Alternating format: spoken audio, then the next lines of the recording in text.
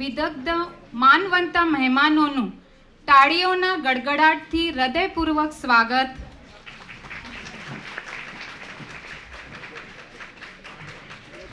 આજના માનવંતા મહેમાન પ્રેક્ષકોની પ્રથમ પંક્તિમાં સ્થાનાપન્ન થયા છે. એક કડીઓ યાદ આવે છે કે આરસીએમના પ્રાંગણમાં મહાપુરુષોની છે પગથાર, વિશ્વ સકલ વંદે એમને અનુસરે સમજી સાર. સર્વેનું હાર્દિક સ્વાગત છે. સર્વેને હાર્દિક અભિવાદન. ભારતના જ્યેષ્ઠ તેમજ અગ્રગણ્ય વૈજ્ઞાનિક પદ્મ વિભૂષણ આદરણીય ડૉક્ટર શ્રી રઘુનાથજી માશેલકર, નેકના ચેરમેન, આયુષ મંત્રાલય અને WHO સમન્વયક, વિદ્યાવિદ સન્માનનીય ડૉક્ટર શ્રી ભૂષણજી પટવર્ધન, દી પૂના ગુજરાતી કેળવણી મંડળ અને શ્રી પૂના ગુજરાતી બંધુ સમાજના અધ્યક્ષ પુણ્યભૂષણ માનનીય શ્રી નીતિનભાઈ દેસાઈ, જ્ઞાન પ્રબોધિનીના સંચાલક આદરણીય ડૉક્ટર શ્રી ગિરીશરાવ બાપટ, દી પૂના ગુજરાતી કેળવણી મંડળ સંચાલિત સર્વ શાખાના શૈક્ષણિક સલાહકાર તેમજ પંખ ફૂલવુયા પ્રતિભેસે આ પુસ્તકના લેખિકા વિદુષી ડૉક્ટર સૌ નલિનીબેન ગુજરાતી, દી પૂના ગુજરાતી કેળવણી મંડળના ચેરમેન અને શ્રી પૂના ગુજરાતી બંધુ સમાજના મેનેજિંગ ટ્રસ્ટી માનનીય શ્રી રાજેશભાઈ શાહ, જ્ઞાન પ્રબોધિનીના સેક્રેટરી, કૃતિશીલ સામાજિક કાર્યકર્તા પ્રાધ્યાપક શ્રી સુભાષરાવ દેશપાંડે, જ્ઞાન પ્રબોધિની છાત્ર પ્રબોધન વિભાગના સંપાદક શ્રી મહેન્દ્રજી સેઠિયા, વિવિધ સંસ્થાના પદાધિકારીઓ, વિવિધ શાળાના પ્રાચાર્ય, શિક્ષકગણ, નિમંત્રિત મહેમાનો તેમજ વિદ્યાર્થીનીઓ. મને વિદ્યાર્થી અને વિદ્યાર્થીનીઓ દેખાય છે, ઊભા છે. આજના પુસ્તક વિમોચન સમારંભમાં આપ સર્વેને વિનમ્ર અભિવાદન. સર્વેનું હાર્દિક સ્વાગત છે. સમારંભનો આરંભ દીપ પ્રજ્વલનથી કરીએ. સર્વ મહેમાનોને દીપ પ્રજ્વલન કરવા નમ્ર વિનંતી. દીપ પ્રજ્વલન.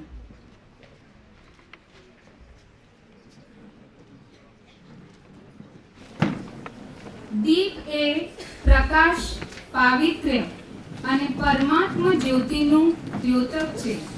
તેથી જ તે પથદર્શક છે.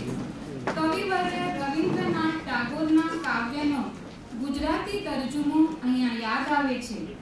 નભમંડળથી રવિ અસ્ત થાય છે, અસ્ત પામતા ભાનુ ચિંતા વ્યક્ત કરે છે. કોણ છે જે મારું કાર્ય આગળ ધપાવે, વાતાવરણની સ્તબ્ધતા સૌને મૂંઝાવે. એક સ્વર કર્ણપટલ પર અથડાતા સૌને સ્પર્શી ગઈ એ સ્વરની દ્રઢતા. હે ભાસ્કર, હું સંપૂર્ણ શક્તિથી આપનું કાર્ય આગળ ધપાવીશ, પ્રકાશ ફેલાવીશ, પથદર્શક બનીશ, પાવિત્ર્યની આભા પ્રગટાવીશ. કોળીઓ નાનું ભલે ને હું, સંતાન તો આખર સૂર્ય તણો છું. આવી જ કુમારી, આવી જ અસ્મિતા આપણા સૌના હૃદયમાં જાગૃત થાય એવી અભ્યર્થના. શુભમ કરોતિ કલ્યાણમ આરોગ્યમ ધન સંપદા શત્રુબુદ્ધિ વિનાશાય દીપજ્યોતિ નમોસ્તુતે. દીપજ્યોતિ પરબ્રહ્મ દીપજ્યોતિ જનાર્દન દીપો મે હરતુ પાપમ જ્ઞાન દીપમ નમોસ્તુતે. ધન્યવાદ સર્વ માન્યવરોને. આપ સૌને સ્થાન ગ્રહણ કરવા વિનંતી. પ્રસ્તુત છે સરસ્વતી વંદના. દેવી સરસ્વતીની વંદના કરી માંગલ્યની કામના કરી. વિદ્યાર્થીનીઓ સંગીતના સુરોથી અને નૃત્યની ભાવભંગીમાઓથી માં શારદાની આરાધના કરે છે અને કહે છે, યા કુંદેન્દુ તુષાર હાર ધવલા યા શુભ્ર વસ્ત્રાવૃતા તો રજૂ થાય છે સરસ્વતી વંદના.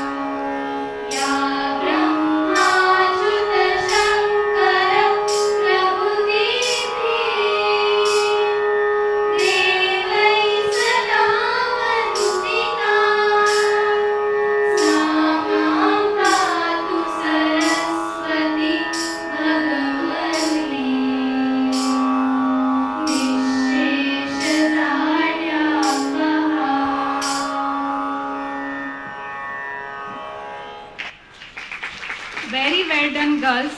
संगीत संयोजन श्रीमती भाग्यश्री सुतार, नृत्य दिग्दर्शन श्रीमती शिवानी शिंदे, गानार विद्यार्थीओ डॉक्टर जीजी शाह इंग्लिश मीडियम हाईस्कूल, तेमनी नामावली हिया, सरोज, श्रावणी, नंदिनी, कीर्ति अने जागृति.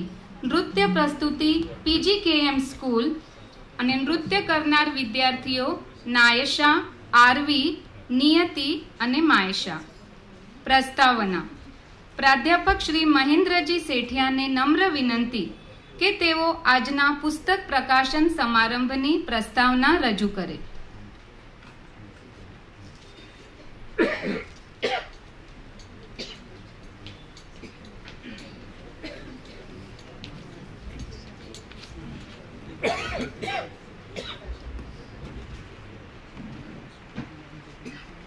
सर्व अतिथीगण,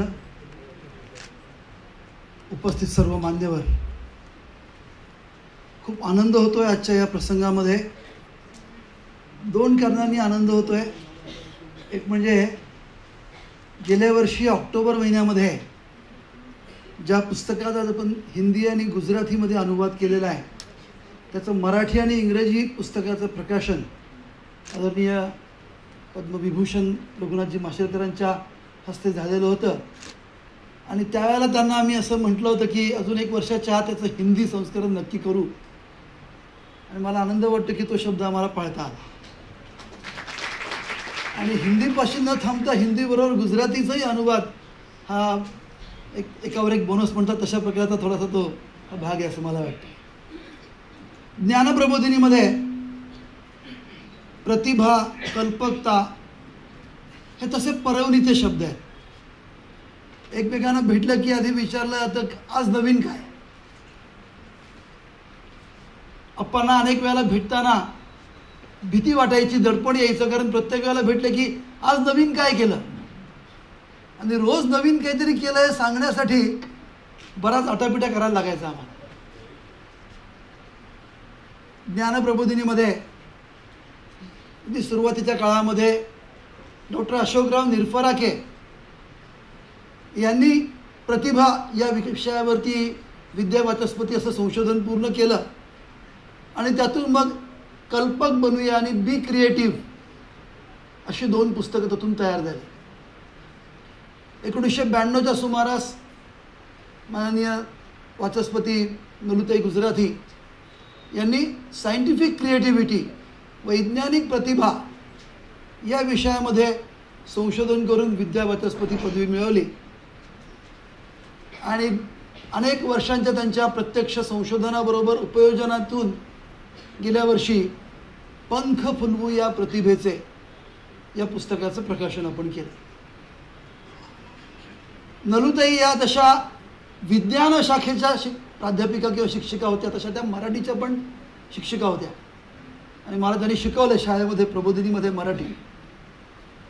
त्यामुळे वैज्ञानिक प्रतिभेवरचं पुस्तक हे संवाद रूपानं लिहावं अशी त्यांची खास कल्पना.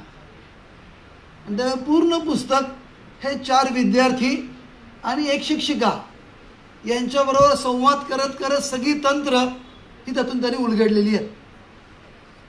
त्यामुळे ही सगळी तंत्र जणू काही विद्यार्थी वाचतायत, शिक्षक त्याच्याबरोबर ते करून घेत आहेत, अशा अत्यंत सोप्या पद्धतीने या पुस्तकामध्ये ही प्रत्यक्षात आलेली आहेत. आणि गेल्या वर्षभरामध्ये यातल्या मराठी आणि इंग्रजी या दोन्हीच्या आवृत्त्या या पुरेशा प्रमाणात महाराष्ट्रभर या वितरित झाल्या होत आहेत. शिक्षक आणि अनेक जण त्याचा वापर करत आहेत, याचा निश्चित आनंद वाटतो. ज्ञानप्रबोधिनीनं दर 10 वर्षांनी एकदा भवितव्य लेख लिहायचं असं मांडलेलं आहे. त्यानुसार 3रा भवितव्य लेख आत्ता चालू आहे. आणि या भवितव्य लेखामध्ये पुढच्या 10 वर्षात ज्ञानप्रबोधिनीनं महाराष्ट्राबरोबरच महाराष्ट्राबाहेर भारतातल्या 6 ठिकाणी ही ज्ञानप्रबोधीच्या शैक्षणिक आणि अन्य मनुष्यघडणीच्या प्रक्रिया या पोचवण्यासाठी निश्चित केलं आहे, ठरवलं आहे. मला असं वाटतं की आज जी काही आपण 2 पुस्तकांची विमोचन किंवा प्रकाशन करणार आहोत, ते जणू काही त्या दिशेनं पडलेलं एक पाऊल आहे की भारतामधल्या वेगवेगळ्या राज्यांमध्ये जायचं असेल तर इंग्रजीबरोबर हिंदीही तितकंच महत्त्वाचं, आणि हिंदीच्या बरोबरीनं त्या राज्याच्या भाषेमध्ये सुद्धा ही पुस्तकं गेली पाहिजेत. त्यानुसार गुजरातीने सुरुवात झालेली आहे. तर एका अर्थाने मुहूर्तमेढ आहे असं मला वाटतं, आणि प्रबोधिनीच्या कामाला पुढावा देणारी अशी ही गोष्ट असं मला वाटतं. या दोनहीबद्दल मी अत्यंत मनापासून आनंद व्यक्त करतो. पुस्तकाबद्दलचे तपशील मी मांडण्यापेक्षा आत्ता आपण एक छोटंसं नाटक बघणार आहोत, त्या नाटकामधून या पुस्तकाची झलक ही आपल्यापर्यंत पोहोचेल याची मला खात्री आहे. वैज्ञानिक प्रतिभा, वैज्ञानिक दृष्टिकोनाच्या थोडीशी पुढची पायरी, नवीन सुचलं पाहिजे. विज्ञान तंत्रज्ञानाच्या साहाय्यानं अधिकाधिक कल्पकतेनं उत्तरं शोधली पाहिजेत, कारण परिस्थिती ही अधिकाधिक कॉम्प्लेक्स किंवा क्लिष्ट अशी होत जाणार आहे. आणि त्याच्यावरती उत्तरं शोधण्यासाठी या प्रकारचं प्रतिभाशाली कल्पक अशी विचार प्रक्रिया शालेय गटापासून विद्यार्थ्यांच्यामध्ये रुजवली पाहिजे. त्या रुजवण्यासाठी या 2 पुस्तकांचा फार मोठा वाटा निश्चितपणे असेल अशी मला खात्री आहे. आजच्या या कार्यक्रमाला अनेक मान्यवर इथं उपस्थित, मगाशी त्या सगळ्यांचा उल्लेख केला गेला, त्याच्याबद्दल मी पुन्हा एकदा आनंद व्यक्त करतो. आजचा हा कार्यक्रम आपल्या त्रिभाषिक पद्धतीनं होईल, त्यामुळे काही भाग त्यातला गुजरातीमधून होईल, काही मराठीतून होईल आणि काही हिंदीमधून होईल. अशा 3ही भाषांमधून आपण आजचा हा कार्यक्रम अधिक लक्षपूर्वक समजून घेऊयात, ऐकूयात, या पुस्तकाचा परिचय समजून घेऊयात, आणि अर्थातच नंतर ही पुस्तकं ही आपल्या संग्रही राहतील यासाठी आपण सगळेजण निश्चितपणे सहकार्य कराल असा विश्वास वाटतो. नलूताईंचं मी मनापासून अभिनंदन करतो. आणि या सगळ्या अनुवादामध्ये ज्यांनी विशेष पुढाकार घेतला त्या विदुलाताई टोकेकर, त्यांची सगळी कंपनी आणि त्यांचा सगळा सहकारी समुदाय अनुवादक यांच्याबद्दल मी मनपूर्वक कृतज्ञता आदर व्यक्त करतो आणि माझं प्रस्तावना संपतो.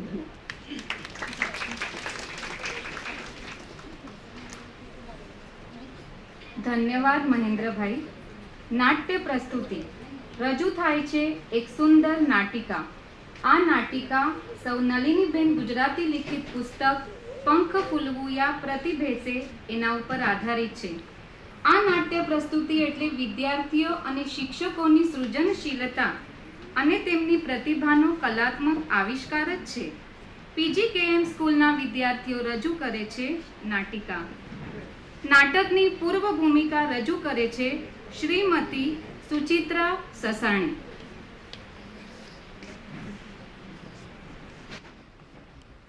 Thank you, ma'am. A very good evening to one and all present here. As you all know, we have gathered here to inaugurate the book, which is filled with various creative activities. The book contains innovative, creative, analytical, lateral, and problem-solving activities, all inspired from our day-to-day life. The book is a must-read for all. So go ahead and buy the book. But till that thing happens, let's witness a small skit put up by the students of PGKM School. They are here to present to you a glimpse of few stories from the book. The students have prepared the skit under the teacher's guidance and within a short period of span of almost 5 days, as they had their trimester 1 exams. So please put your hands together for the students of PGKM School.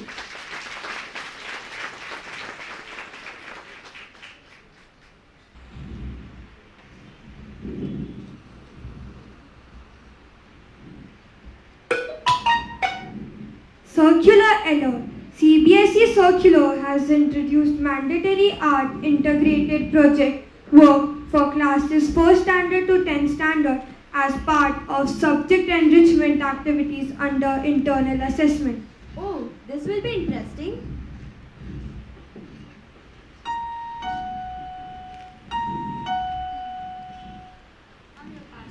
Thank you.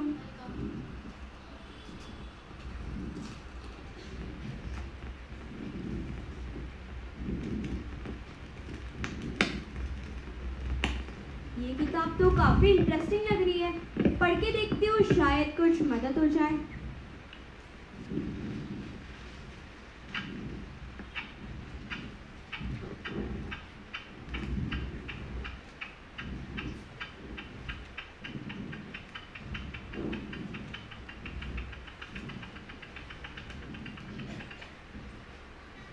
ये किताब से तो काफी मदद हुई। देखती हूँ class में क्या होता है। Next day in the classroom.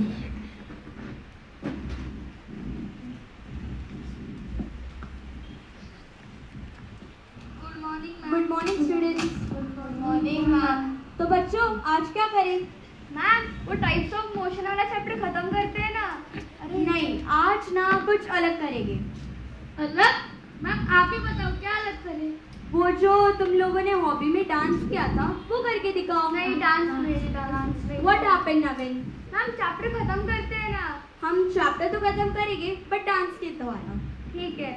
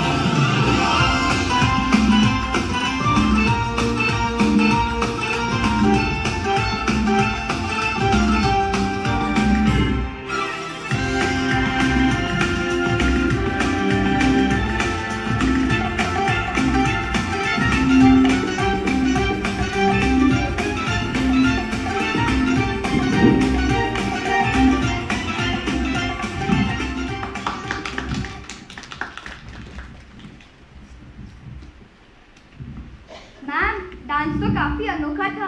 हाँ नवीन, डांस तो काफी अनोखा था। हाँ even I felt like dancing. एकदम सही बोला। पर बच्चों क्या ये सिर्फ डांस था? हाँ ये डांस ही तो था। क्या आपको इस डांस में कुछ पैटर्न या फिर कुछ अलग नहीं लगा? नहीं तो इसको काफी अच्छे से कोरियोग्राफ और वेल सिंक्रोनाइज किया था। अच्छा तो आप सबको स्टेप्स तो याद होंगे, तो एक एक करके स्टेप्स बताओ। घड़ी का कांटा जैसे घूमता है वैसे इनके डांस की शुरुआत हुई।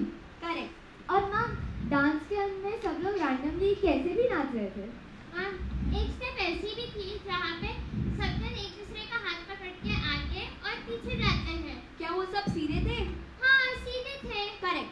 नवीन अब तुम मुझे बताओ। मैम मेरे ध्यान में दो स्टेप है। एक है जिसमें वो अपने आजू बाजू घूमते हैं और दूसरी है जिसमें वो अपने पार्टनर के आजू बाजू घूमते हैं। Very good. जगह पे घूमना और किसी के आजू बाजू घूमना, क्या ये सब जाने पहचाने नहीं है? क्या ये सब फिजिक्स में नहीं आते? फिजिक्स में? हाँ तो घड़ी जैसा गोल आड़े टेढ़े घूमना, सीधे और पीछे जाना, क्या ये सब फिजिक्स में नहीं आते? ये तो हम साइंस के टाइप्स ऑफ मोशन में पढ़ रहे हैं। करेक्ट। अब मुझे यही स्टेप्स के मोशन फॉर्म बताओ। चल। ये था सर्कुलर मोशन और ये था पीरियोडिक मोशन और ये था रैंडम मोशन, ये था रेक्टिलिनियर मोशन, दिस वाज रोटेशन एंड दिस वाज रेवोल्यूशन। क्यों नवीन, हो गया ना मोशन का लेसन इजी? हाँ ma'am this was a very creative way of learning. अब तुम मुझे बताओ, साइंस डांस करके भी सीख सकते हैं? हाँ मैम बिल्कुल हाँ, सीख मैम। सकते हैं। मैम इसके साथ फिजिक्स भी हो जाएगा।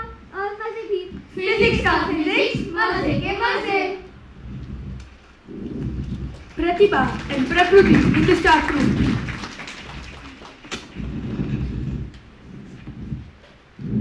क्या हुआ प्रकृति, तुम इतनी उदास क्यों लग रही हो? आज मैंने बच्चों को पेड़ के बारे में लिखने के लिए कहा, लेकिन उन्होंने बिना सोचे कुछ भी लिख दिया। कोई क्रिएटिविटी ही नहीं थी। मैं चाहती हूँ वो कुछ अलग तरीके से सोचे। मैंने किताब पढ़ी थी, वो काफी इनोवेटिव और क्रिएटिव थी। उससे मुझे काफी मदद हुई, शायद आपको भी हो जाएगी। कौन सी किताब? ये लो। ठीक है, पढ़ के देखती हूँ।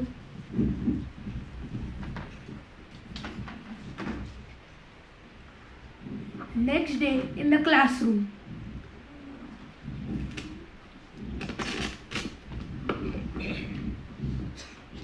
गुड मॉर्निंग बच्चों। Good morning ma'am. बच्चों, तो याद है कल मैंने तुम्हें पेड़ के बारे में लिखने के लिए कहा था? हाँ मैम। तो तुम लोगों ने ऐसे तो अच्छे ही लिखे थे, लेकिन और क्रिएटिविटी के साथ लिखने के लिए मैं तुम्हें एक स्टोरी सुनाने वाली हूँ। अगर पेड़ चलने लगे तो? क्या चलेंगे? अगर पेड़ चलने लगे तो? मैम, ये तो पॉसिबल ही नहीं है। सुनो तो। पर मैम। लिसन।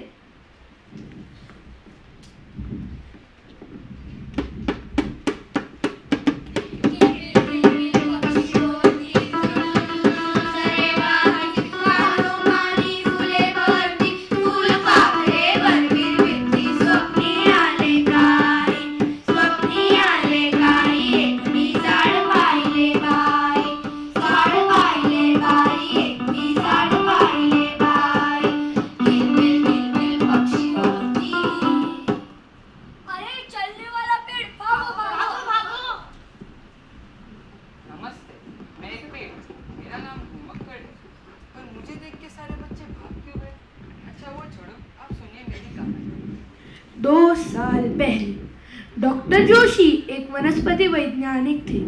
टिश्यू कल्चर के साथ ही अब उन्होंने हाइब्रिडाइजेशन और जीन ट्रांसप्लांट के क्षेत्र में भी शोध शुरू कर दिया था। उसी में उन्होंने एक क्रांतिकारी खोज की और उन्हें एक अवार्ड मिला। यस। डॉक्टर जोशी घर जाकर अपने बेटे सुमेध के साथ बातचीत करते हैं। सुमेध, अरे सुमेध। जी पापा। कल हम चर्चा कर रहे थे कि अगर पेड़ चलने लगे तो उसका क्या नतीजा होगा। कुछ सोचा है तुमने? हाँ पापा, अगर बड़े बड़े पेड़ सड़कों पर चलने लगे तो वह इंसानों को जाकर टकराएंगे, यानी सड़कों पर दुर्घटना होगी और ट्रैफिक जाम भी होगा। और क्या क्या होगा? पापा, और एक बात, जैसे मैं साइकिल पे बैठ के जाता हूँ, फिर उसी तरह मैं पेड़ भी बैठ के जाऊँ। और हमें पेड़ों को पानी और खाद देने की कोई जरूरत ही नहीं पड़ेगी। उन्हें प्यास लगने पर वो खुद ही चलते चलते तालाब के किनारे पानी पीने जाएंगे। और पापा, अगर पेड़ चलने लगे तो वह कहीं भी जा सकते हैं। बगीचे के पेड़ चलते हुए घर आएंगे और घर के पेड़ चलते हुए बाहर जाएंगे। और अगर हम पेड़ों के फल तोड़ने लगे तो वो डरकर भाग जाएंगे। इसीलिए हमें पहले उनसे दोस्ती करनी पड़ेगी, फिर वो हमें अपने फल देंगे। सही कहा पापा, पर आप मुझे ये सब क्यों पूछ रहे हो? ये देखो मैंने क्या लाया है। डॉक्टर जोशी एक चलने वाला छोटा पौधा लेकर आते हैं। सुमेध उसे देखकर बहुत खुश हो जाता है। पापा, सच में आपने चलता हुआ पौधा बनाया है? मुझे तो ये बहुत पसंद आया है। देखो कैसे ये घूम रहा है। हम इसका नाम घुमक्कड़ रखेंगे। अभी इस पौधे पर अभ्यास चल रहा है, इसीलिए हम इसे मेरी प्रयोगशाला में रखेंगे और इसका अच्छे से देखभाल करेंगे। ठीक है पापा। वो घुमक्कड़ के खाने पीने का अच्छे से ख्याल रखते थे। थोड़े ही दिनों में अच्छे खान पान और अच्छी देखभाल के चलते हुए घुमक्कड़ मोटा ताजा हो जाता है। उसकी जड़ें मजबूत हो जाती है, चलने की गति भी बहुत बढ़ जाती है। घुमक्कड़ और सुमेध की दोस्ती भी हो गई थी।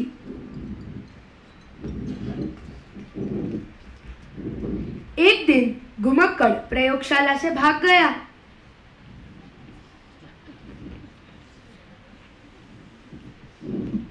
पापा पापा, बहुत दिन हो गए पर घुमक्कड़ का कुछ होता पता नहीं चल रहा है। कहाँ गया होगा घुमक्कड़? क्या कर रहा होगा? क्या खा रहा होगा? क्या पी रहा होगा? पापा, वो हमारा बहुत अच्छा दोस्त था। मुझे उसकी बहुत याद आती है। भगवान जी प्लीज उसका ख्याल रखें। सुहेल, सुहेल, सुहेल, अरे वो तेरा चलने वाला पेड़, वो, अरे वो घुमक्कड़ हमारे पीछे ही पड़ गया है। कहाँ है वो घुमक्कड़? कहाँ गया था तू? कितना ढूंढा तुझे? अरे मैं सुखाग्रस्त इलाके में गया था उनकी मदद करने। वहाँ मैंने बारिश आई, वहाँ के प्रदूषण की मात्रा को कम किया और ऑक्सीजन की मात्रा को बढ़ाया।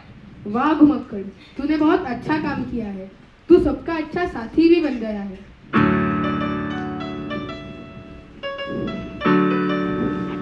हवा के साथ साथ, घड़ा के संग संग, हवा के साथ साथ, घड़ा के संग संग, ओ साथी चल, मुझे के साथ चल तू, यूं ही दिन रात चल तू, संभल मेरे साथ चल तू, ले हाथों में हाथ चल तू, ओ साथी चल, ओ साथी चल, ओ साथी चल।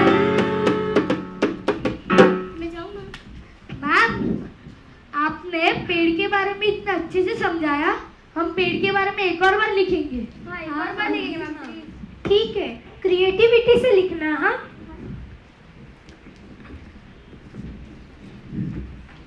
ક્રિએટિવ રીતે છોકરાઓને બનાવીને પ્રતિભા અને પ્રકૃતિ ખુશ થઈ ગયા, પણ જ્યારે મેથ્સ ટીચર આવે છે ત્યારે કહે છે કે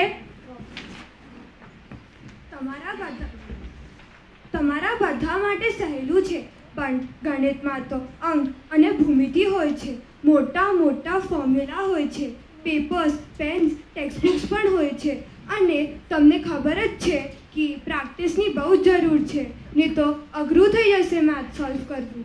ના ના, એમ નથી, તમે થોડો પ્રયાસ તો કરી જોવો. ગણિતના પ્રશ્નોનો ઉકેલો શોધવો અને પ્રયાસ કરવો જરૂરી છે. હા હા, બરાબર છે. આ પુસ્તક વાંચીને જુઓ, કદાચ તમને તમારા પ્રશ્નોનો જવાબ મળી જાય. ગણિતના શિક્ષક આ પુસ્તક વાંચવાનું શરૂ કર્યું, અને જેમ જેમ વાંચે છે તેમ તેમ તેમને ઘણા બધા વિચારો આવ્યા. બીજા દિવસે તેમણે તેના વર્ગના બાળકો સાથે એક પ્રવૃત્તિ કરી.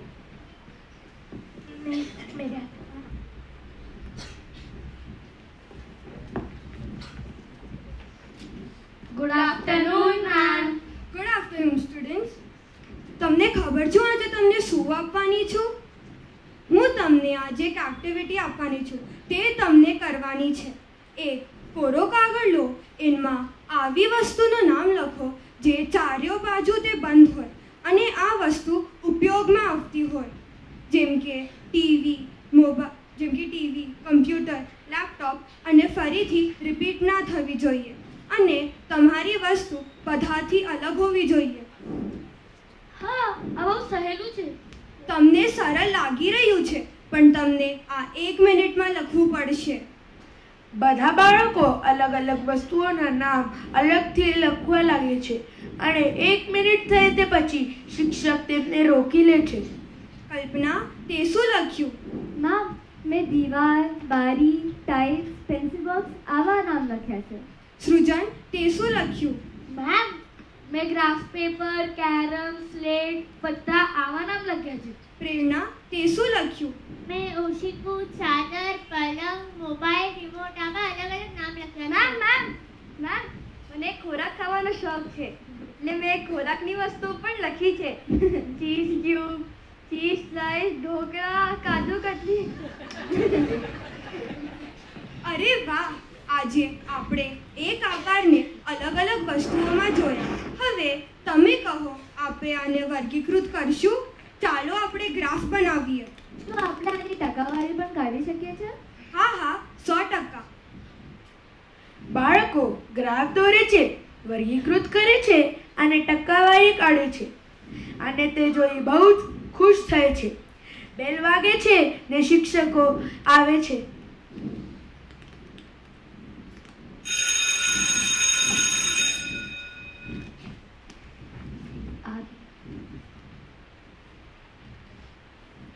આજનો ગણિતનો વર્ગ કેવો હતો?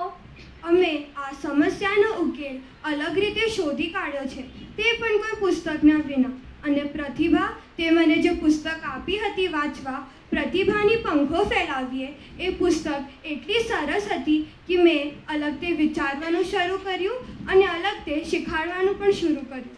હા, પુસ્તકની જરૂર તો મને બી નથી પડી. અને ઘુમક્કડ એ તો પોતાની વાર્તા પોતે જ કહી દીધી. અને હા પ્રતિભા, તે જે પુસ્તક મને વાંચવા આપી હતી તે પુસ્તક ઇંગ્લિશ અને મરાઠીમાં તો હતી જ, પણ હવે એ પુસ્તક હિન્દી અને ગુજરાતી ભાષામાં પણ ઉપલબ્ધ છે. કારણ ભાષાને કોઈ વિચારની જરૂર નથી, બરાબર ને? હા, અને કેટલું સારું થત અગર બાળકો રોજ આવી જ રીતે હસતા, રમતા અને નાચતા ભણી શકતા તો. હા, થઈ શકે છે. અને કદાચ આ રીતે ભણતા તેમને સ્કૂલ બેગની જરૂર બી ના પડે. મેમ મારો ખુદ તો સ્કૂલ બેગ વગર જ જાય છે. અચ્છા, આ કઈ સ્કૂલ છે? પીજી કેમ સ્કૂલ મેમ? મેમ શું અમે પણ થોડા દિવસ માટે સ્કૂલ બેગ વગર આવી શકીએ છીએ? ચલો.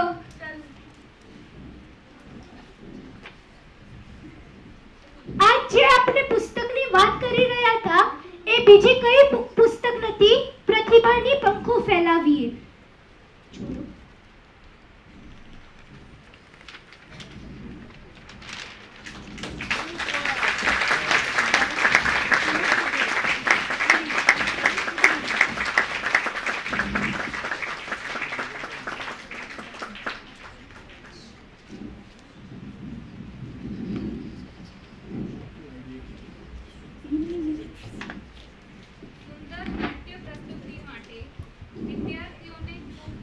અભિનંદન.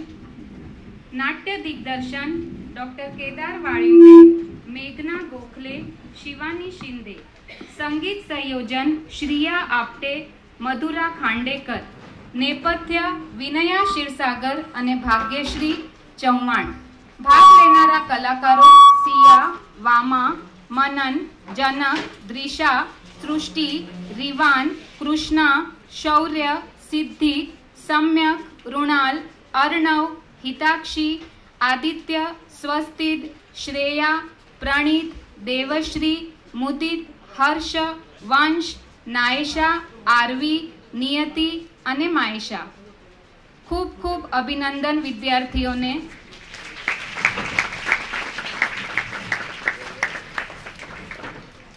સર્વ મહાનુભાવોને વ્યાસપીઠ પર સ્થાન ગ્રહણ કરવા નમ્ર વિનંતી.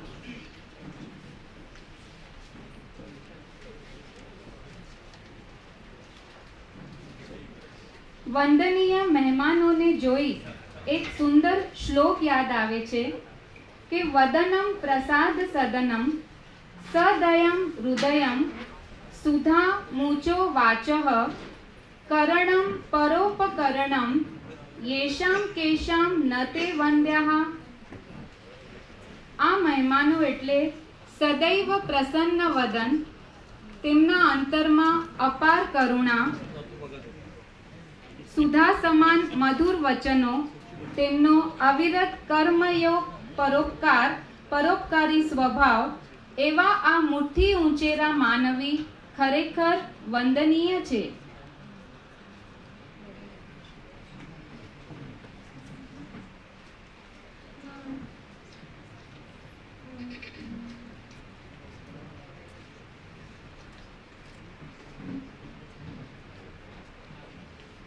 પુસ્તક પ્રકાશન સમારંભ.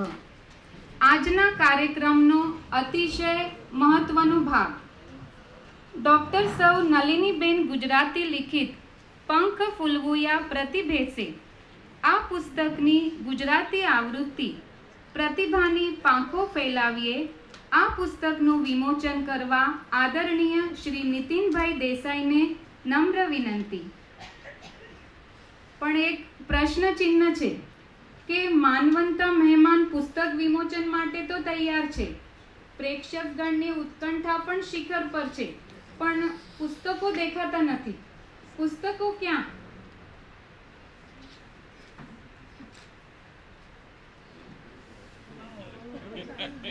ઓહો, પુસ્તકો દેખાયા, કંઈક તો દેખાયું. પુસ્તકો લઈને રોબોટ આવે છે. વૈજ્ઞાનિક પ્રતિભાના આ પ્રત્યક્ષ રૂપનું તાળીઓથી સ્વાગત કરીએ. RCN ગુજરાતી હાઈસ્કૂલના પ્રાંગણમાં પુસ્તક વિમોચનની આ ક્ષણો હંમેશ માટે યાદગાર બનશે. તાળીઓના ગડગડાટથી આ સુંદર ક્ષણોને વધાવીએ, જીવીએ અને અંતર્મનમાં સમાવીએ. મરાઠી અને ગુજરાતી ભાષા ભગીનીઓની સ્નેહ ગાંઠને વધુ મજબૂત કરીએ.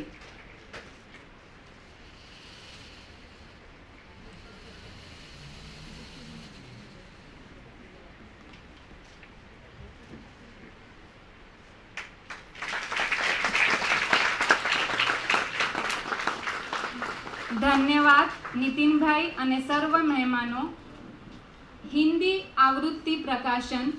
अब मैं सम्माननीय डॉक्टर श्री भूषण जी पटवर्धन से अनुरोध करती हूँ कि वे पंख फुलवुया प्रतिभे से इस पुस्तक की हिंदी आवृत्ति आओ फैलाए पंख प्रतिभा के इस पुस्तक का प्रकाशन करें. रोबोट जी पुस्तक लेके आ गए हैं. तालियों की गूंज से इन ऐतिहासिक पलों को संजो के रखे, उन्हें यादगार बनाएं. हिंदी भारत के जन जन की भाषा है. हिंदी भारत के जनमानस की अभिव्यक्ति है. हिंदी आवृत्ति का हम स्वागत करते हैं. धन्यवाद भूषण जी और सभी मेहमान. रोबोट को साकारित करते हुए विद्यार्थी तनेश, उज्जल, मनीष, दुर्गेश. मार्गदर्शन श्रीमती कल्याणी निजामपुरकर.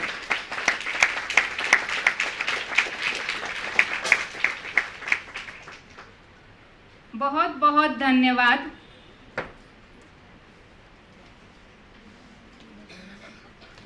લેખિકાનું મનોગત. પંખ ફૂલવુયા પ્રતિભેદ સે આ પુસ્તકના લેખિકા ડોક્ટર સૌ નલિનીબેન ગુજરાતીને નમ્ર નિવેદન કે તેઓ પોતાના પ્રતિભાવો વ્યક્ત કરે.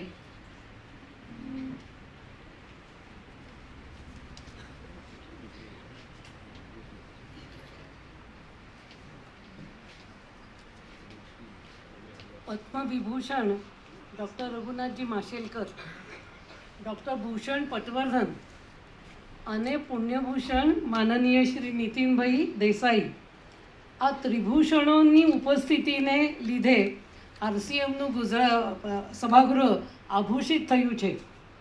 વ્યાસપીઠ પર આવા તેજસ્વી હીરાઓ હોય તો ભૂષણે કેમ પ્રયોજન, અલંકારોની શું આવશ્યકતા, એમ કહેવાનું મન થાય છે.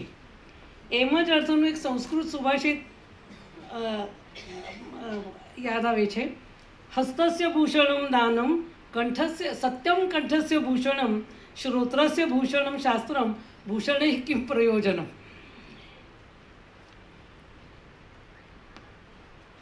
आ सर्वेने वंदन करी અને આપ સૌ માન્યવરોનું ઉપસ્થિત મહેમાનો સ્વાગત કરીને મારો મનોગત હું મરાઠીમાં રજૂ કરું છું. પણ શરૂઆત ગુજરાતીत करायला पाहिजेच. बरोबर वर्षापूर्वी 29 ऑगस्टला पंख फुलवूया प्रतिभेचे या माझ्या मराठी पुस्तकाचं प्रकाशन डॉक्टर साहेबांनी माशेलकर सरांनी केलं आणि इंग्रजी आवृत्ती let us unfold the wings of creativity याचं श्रीयुत विवेक सावंत MKCLचे मेंटॉर त्यांनी केलं होतं. हे पुस्तक लिहितानाच आणि सरांबरोबरही चर्चा चालू होते त्यावेळेला की हे मराठीत फक्त चालणार नाहीच. त्यांनी पुढे पहिल्या प्रकाशनालाच अट घातली होती की इंग्रजी केल्याशिवाय करायचंच नाही. त्यामुळे पहिलं पुस्तक झालं होतं 6 महिन्यात, तरी अजून 6 महिन्यात आम्ही इंग्रजी आवृत्ती केली आणि त्याचं एकत्र प्रकाशन गेल्या वेळेला केलं. आणि त्याच वेळेला हे जर देशात पोचायला पाहिजे असेल तर हे हिंदीत केलंच पाहिजे. अन्य प्रांतांसाठी सगळ्यांसाठी इंग्रजी. आणि आम्हाला सगळ्यांनाच असं वाटत होतं की प्रांतोप्रांतीच्या अगदी ग्रामीण भागातल्या मुलांपर्यंत सुद्धा, अगदी सरकारी शाळा असो, मनपाच्या जिल्हा परिषदेच्या शाळा असो, ठिकठिकाणी हे जायला पाहिजे असेल तर त्या त्या ठिकाणच्या भाषांमध्ये सुद्धा ते हळूहळू पण आपल्याला प्रकाशित करायला हवं. कारण हा प्रतिभा हा विषयच असा महत्त्वाचा आहे आजच्या काळातला की तो जास्तीत जास्त शिक्षकांपर्यंत मुलांपर्यंत आपण पोचवायला पाहिजे. त्यामुळे मराठी, इंग्रजी, हिंदी हे झालं स्वाभाविक, पण गुजराती का निवडलं पाठोपाठ अगदीच होतं. त्याच्यामागे एक खास कारण आहे किंवा माझी काही एक भूमिका आहे ती थोडीशी मी तुम्हाला सांगते.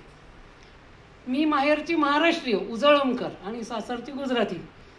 आणि लग्न झाल्यानंतर अनेक आमच्या आप्तस्वकीयांशी शेकडो संबंध आले, मित्रांशी संबंध आले. आणि विशेष म्हणजे 2012-13च्या सुमाराला आमचे माननीय नितीनभाई देसाई, आज आपल्यात हयात नाहीत पण काही हरिभाई देसाई, हरिभाई शहा, अशा अनेक मित्रांचा विविध कारणांनी परिचय होत गेल्या. आणि त्यांनी आम्हाला ओढून आणलं RCMमध्ये की मोहनबाईंना आणि मला की चला तुम्ही आमच्या इथे काहीतरी या आमच्या शैक्षणिक कार्यामध्ये सहभागी व्हायला या. आणि दोघंही जण आम्ही या ठिकाणी आलोच. म्हणजे त्यांच्यापुढे मी म्हणलं तसं की ओढ आम्हालाही होतीच आमच्या या सगळ्या गुजराती समाजाची. मोहनबाईंनी त्यावेळेला ते ॲज कौन्सिल मेंबर म्हणून काम सुरू केलं. आणि गेल्या 3-4 वर्षामध्ये आपल्या सगळ्यांना आता माहिती आहे की PGKM स्कूल याचं गुरुकुल उभारणीचं मोठं काम झालेलं आहे. त्याच्यामध्ये मोहनरावांनी त्याच्या उभारणीचा एक महत्त्वाचा वाटा किंवा त्याचं नेतृत्व हे केलेलं होतं. आणि उत्तम शैक्षणिक व्यवस्थापन हे तिथे कसं आपल्याला उभं करता येईल आणि शाळा अशी आज भारतात आज उद्या नावाजणारी होईल यासाठी ही सगळी खटपट चाललेली होती. मी स्वतः या ठिकाणी त्यांच्याबरोबरच अशी यायला लागलेली होते. इथल्या इंग्रजी माध्यमाच्या माध्यमिक शाळा, प्राथमिक शाळा, गुजराती शाळा या सगळ्या शाळांच्या शिक्षकांना, विद्यार्थ्यांना आम्ही स्वयंअध्ययन कौशल्य शिकवायला सुरुवात केली. आणि त्यातही विशेषतः वाचन कौशल्य. आणि अगदी म्हणजे ज्या मुलांना वाचायला खूप त्रास होतोय अशा अगदी 1ली-2रीतल्या मुलांपासून सुरुवात करून सर्व भाषामध्ये, गुजराती असो, इंग्रजी असो, त्यांचं ते वाचन कौशल्य वाढवण्याचा आम्ही खूप प्रयत्न या काळामध्ये केला. आणि त्याच काळात 5 वर्ष सलग पण या वैज्ञानिक प्रतिभा विकसनासाठी त्यांची क्रिएटिव्हिटी वाढावी म्हणून आम्ही प्रकल्प सुरू केले. सगळ्या विज्ञानाच्या विविध विषयातले प्रकल्प या विद्यार्थ्यांनी केले. आणि तिथे आपल्याला आठवत असेल पहिलं प्रदर्शन आम्ही इथे खालच्या या भागामध्ये इतक्या मोठ्या भागात सगळ्या मुलांनी केलेलं मांडलं होतं. आणि उत्साहाने शाळा नुसती भरून गेलेली होती. आत्ता खरं आपण हे प्रकाशन पाहिलं तर ही खटपटी मुलांनी केली रोबो तयार करण्याची. म्हणजे आपल्याला साधं नाही प्रकाशन करायचं, पण शाळेत कळल्यानंतर नाही आम्ही काहीतरी करतो, आम्ही धडपड करतो. नुकतंच आत्ता चांद्रयान उडालेला आहे, तो प्रज्ञान रोवर बागडतोय चंद्रावर. पण लहान मुलांना सुद्धा वाटतं की आपला खारीचा वाटा असावा, ते काहीतरी धडपड करावी म्हणून ती चांद्रयानाची प्रतिकृती, तो रोबो अक्षरशः गेल्या 8-10 दिवसात त्या मुलांनी खटाटोप करून केला. आणि अतिशय उत्साहाने त्यांनी यात सहभाग घेतला, याचा मला फार आनंद वाटतो. आणि मलाही ती प्रेरणा वाटते त्याच्यामागची महत्त्वाची वाटते. आणि ही स्फूर्ती त्या विज्ञान प्रकल्प करण्यातनं आणि त्याच्याद्वारा काहीतरी नवीन काहीतरी करावं, प्रतिभेची जागृती करावी, असं सगळं वातावरण हे शाळेमध्ये निर्माण झालं. आणि ही प्रेरणा त्यांना सतत मिळाली पाहिजे असा विचार दीर्घकाळ चालू होताच. त्यातून खरं हे पुस्तक लिहिण्याची प्रेरणा मिळाली. हे एक महत्त्वाचं कारण आहे असं वाटतं की आमच्या या सगळ्या मुलांना, गुजराती समाजाच्या शिक्षकांना, मुलांना दीर्घकाळ पुस्तकाच्या द्वारा ही प्रेरणा मिळत राहावी, प्रतिभा विकसनाची कौशल्य कशी वाढवायची हे कळावं, यासाठी पुस्तक लिहिलं हे एक पहिलं कारण. आणि दुसरं कारण म्हणजे आम्हाला खरं या सगळ्यामुळे, आपण सगळ्यामुळे इथे असलेल्या आणि व्यासपीठावरील मान्यवरांमुळे संधी मिळाली या ठिकाणी काम करायची. तर त्याची काहीतरी कृतज्ञता ही मनामध्ये आहेच, पण ते ऋण आपण फेडलं पाहिजे. आपण म्हणतो की 3 ऋणं आपली असतात. एक मातृपितृ ऋण आहे, ते प्रत्येकाने फेडलंच पाहिजे. दुसरं आचार्य ऋण आहे की आपल्याला ज्यांच्याकडून प्रेरणा मिळाली, विद्या मिळाली, त्या सगळ्यांचं ऋण हे आपण फेडलं पाहिजे. तेव्हा नितीनभाई देसाईंच्या सारखे मार्गदर्शक आणि या सगळ्या यांच्यासाठी मी अतिशय ऋणी आहे. समाजाचं ऋण आपण फेडलं पाहिजे. ज्या सगळ्या समाजाबरोबर आपले इतके छान संबंध जुळले, तर त्यांच्यासाठी मी सुद्धा काहीतरी माझ्याकडे जे काही ते दिलं पाहिजे समाजाला. आणि त्यातून हा विचार मला स्फुरला की आपण हे पुस्तक जर गुजरातीत केलं तर आपल्या समाजासाठी एक ऋण फेडल्याचं अंशतः तरी समाधान हे आम्हाला दोघांनाही लाभेल. आणि त्या कारणाने खरं मी हे प्रतिभानी पाखो फैलावी आहे हे पुस्तक, मला गुजराती येत नव्हतं तरीही मी गुजराती अनुवादक मिळवून ते तर सांगतेच की आपल्याला कसं सगळं झालं. तर हे पुस्तक आज आपण प्रकाशित केलं याचा खूप आनंद होतो आहे. यापुढे मग जसंच असेल, जसं प्रतिसाद मिळेल त्यानुसार अन्य भाषासुद्धा जरूर पोहोचू किंवा ज्ञानप्रबोधिनीचा संकल्प हे महेंद्रभाईंनी सांगितलंच की अन्य 6 प्रांतात आम्हाला जाऊन काम सुरू करायचं आहे, तर सावकाशीनी पण सखोलपणाने हे पुस्तक जावं असा ज्ञानप्रबोधिनीचा निश्चितच प्रयत्न आहे. सर, आपल्याला दिलेलं आश्वासन आम्ही पूर्ण केलेलं आहे हे मला इथे आवर्जून सांगायचं आहे. गेल्या प्रकाशन समारंभात भर सभेत सरांनी हा आग्रह धरला होता की पुढच्या वर्षी वर्षभरात हिंदीचं प्रकाशन झालं पाहिजे आणि 29 ऑगस्ट आणि 4 सप्टेंबर म्हणजे फार फरक नव्हे, पण वर्षभरात बरोबर आज आपण त्या समारंभासाठी या ठिकाणी जमलो याचाही मला खूप आनंद वाटतो. डॉक्टर अप्पासाहेब पेंडसे ज्ञानप्रबोधिनी संस्थापक, त्यांच्या खरं प्रेरणेतून सगळं संशोधन माझं सुरू झालं. ते कसं पूर्णत्वाला गेलं थोडं महेंद्रभाईंनी सांगितलं आहे, त्यामुळे त्याचा उल्लेख नाही करत. पण एक खूप कृतज्ञतेची आणि अंशतः ऋण फेडल्याची भावना जी एक मनात दाटून आली आहे ती एक कवितेच्या 4 ओळीमध्ये मी आपल्यापुढे व्यक्त करू इच्छिते. नाधो महानोरांची एक कविता होती, त्यासारख्याच या ओळी मला सुचल्या. कोणती पुण्य अशी येती फळाला, असं विचारलंय की अशी कुठली पुण्य आम्ही केली होती म्हणून आज इतकं सुंदर फळ आम्हाला दिसतंय. कोणती पुण्य अशी येती फळाला, प्रेम ज्येष्ठांचे आम्हाला लाभले. असं व्यासपीठावर असलेली ही सगळी ज्येष्ठ मंडळी, माशेलकर सरांचे तर आशीर्वाद सदैव आहेत, नितीनभाई देसाई सदैव पाठीशी आहेत, डॉक्टर भूषण पटवर्धन सर सांगितल्या शब्दाविषयी आज इथे आले, गिरीशरावांचं प्रबोधिनीत मार्गदर्शन, या सगळे जेवढे बसलेले आहेत व्यासपीठावर, प्रेम ज्येष्ठांचे आम्हाला लाभले, प्रेरणेचे चांदणे बरसले तयानी. तेव्हा या सगळ्यांनी अपार अपार प्रेरणा ही मोहनबाईंना मला दिलेली आहे. आणि म्हणून पंख प्रतिभेचे उमलले ग्रंथातून. तर हे सगळे पंख मला फुटायला सुद्धा या सगळ्यांच्या प्रेरणा कारणीभूत झाल्या आहेत, अशी एक कृतज्ञता मी व्यक्त करू इच्छिते. सुरुवातीला आपण सरस्वतीची प्रार्थना केली, या कुंदेंदू मुलींनी नृत्यातून साकार केलं. आता मला अशी सूर्यकांत त्रिपाठींची निराला कवींची जी कविता आहे वीणा वादिनी वरदे, त्यातली एक ओळ आठवते की त्यात त्यांनी असं म्हणलेलं आहे, नवगती नवलय ताल छंद नव, नवल कंठ नव जलद मंद्र रव, नव नभके नव विहग वृंदको, नव पर नव स्वर दे. तर सगळ्यांना हीच उपमा सुचतात की प्रतिभा म्हटली तर ती पक्षाचे उडणारे पंख, आकाशात भरारी घेणारा पक्षी हा डोळ्यापुढे येतो. म्हणजे ही आमची सगळी तरुण मुलं, सगळे पुढचे अध्यापक विद्यार्थी, नव नभके विहग वृंद आहे, त्यांना नवीन पंख दे, नव पर नव स्वर दे, नवीन स्वर दे, अशी ही वीणावादिनीची प्रार्थना आपण या ठिकाणी सुरुवातीला केली. आणि पाठोपाठ एक छोटंसं नाटुकलं सुद्धा आपण पाहिलं. पुस्तकाविषयी खरं मी अधिक काही बोलायचं आवश्यकताच नाही आहे, इतकं त्या नाटकातून त्या मुलांनी त्या अध्यापकांनी त्यांना वाटेल तसा अर्थ काढला. तो सगळा पुस्तकात आहे असंही नाही आहे बरं का. पण मोशन शिकवायचे तर आधी डान्समधल्या ॲक्शन शिकवा आणि मग ते फिजिक्स शिकायचं आहेच आहे, त्याच्यासाठी कुटाणा करावा लागेलच, पण रस किती निर्माण होतो आणि त्या रस निर्माण होण्यातनं आकलनही वाढतं, हे त्या मुलांनी कल्पना काढल्या. आणि मला हेच यश वाटलं पुस्तकाचं की काहीतरी सुचतंय त्यांना, वेगळं आपण करावं. किंवा पुस्तकातलं चालणारं झाड वेगळं आहे, यांना अजून वेगळं सुचलं की ते पुस्तक काय काय सगळ्या जंगलात जात आहे, दुष्काळ दूर करत आहे, त्यांनी त्यांच्या कल्पना काढल्या, मांडल्या त्याच्यामध्ये. तर आणि गुजराती संवाद शेवटचा जो पाहिला मी, ते चौकोनाचं उदाहरण समजा फ्लुएन्सी, फ्लेक्झिबिलिटी आणि ओरिजिनॅलिटी या क्रिएटिव्ह ॲबिलिटी समजावून सांगण्यासाठी केलं. त्यांनी त्याचा उपयोग गणित शिकवण्यासाठी केला. किंवा किती प्रकारचे चौकोन आहेत, एरवी ते चौकोन काढायचे म्हणले भूमितीच्या आकृत्या तरी मुलं हैराण होतात, परंतु स्वतः आधी आकृत्या काढल्या नंतर त्याचे अर्थ लावले, यातनं त्यांनी त्याचा गणितासाठी वापर केला. हे मला सुद्धा खूप म्हणजे नवीन होतं पाहत असताना. आणि खरा आनंद झाला की त्यांच्या आकलनानुसार ते त्याच्यातनं नवीन कल्पना ह्या काढतायत. याविषयी अधिक मार्गदर्शन आताचे सगळे नवीन शैक्षणिक धोरण असो, त्यातल्या इनोव्हेशनबद्दलचं जे काही सगळं चाललं आहे भोवताली, या सगळ्याविषयी एवढी ज्येष्ठ विद्वान मंडळी आहेत ती आपल्याला नक्कीच अधिक मार्गदर्शन ही करणार आहे.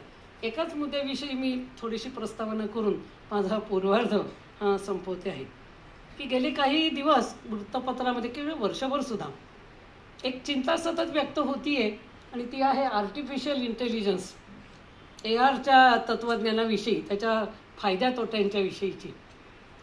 खरं तर तंत्रज्ञानाने आपल्याला अनेक लाभ दिले, अगदी कॅल्क्युलेटर मोबाईल आल्यापासूनचे ते सगळे लाभ आपण वापरतो आहोत.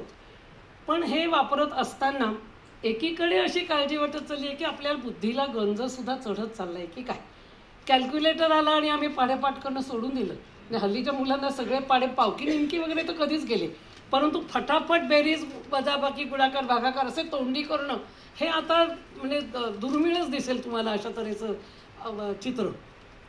जसं मोबाईल आला मग काही आपल्याला म्हणजे मला असं वाटलं की स्मरणशक्ती पाठांतर हा कन्सेप्ट आम्ही काढून टाकल्यानंतर पण बुद्धीची एक स्मरणशक्ती ही क्षमता आहे ना, मग ती गंजत चालली. उद्या तिचा वापर नाही झाला तर आम्हाला काय परिणाम होतील माहिती नाही आहे बघा.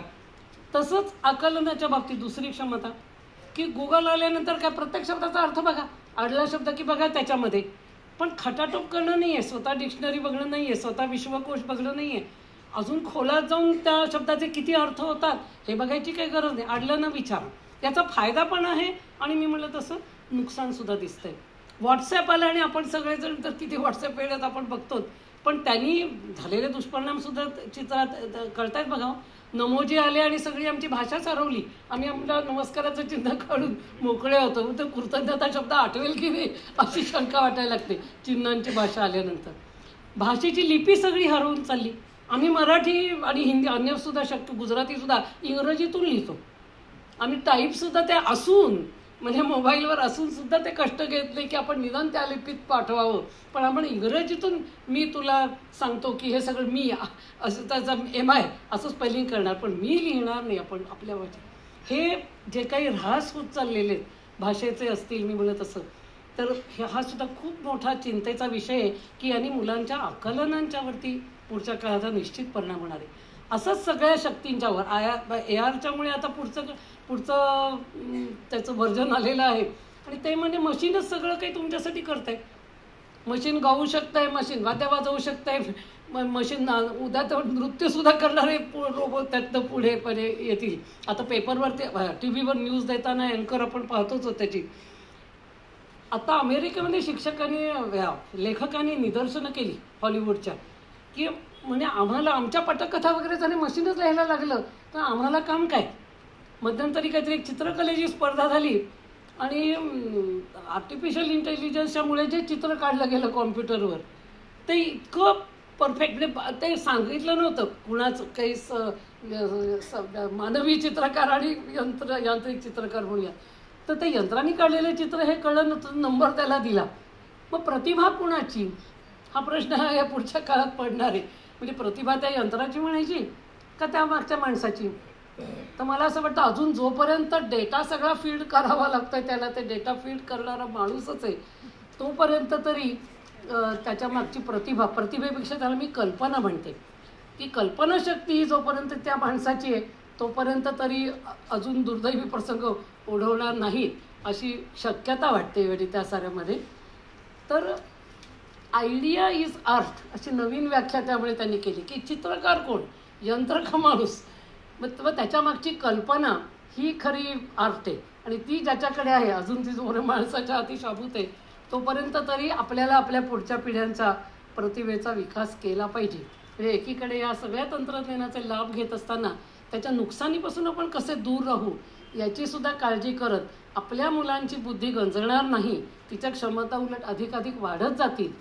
विवेकाचं नियंत्रण त्याच्यावरती राहील आणि जोपर्यंत माणसाला अजून विज्ञानाने न शोधलेला आत्मा आहे, आत्मा हा शब्द तरी मी दारसपूर्वक वापरते, मन आहे, भावना आहेत, तोपर्यंत तरी मला असं वाटतं की हा प्रतिभेचा विकास कला असो, भाषा असो, विज्ञान असो या सगळ्या क्षेत्रामध्ये हा आपल्याला केला पाहिजे.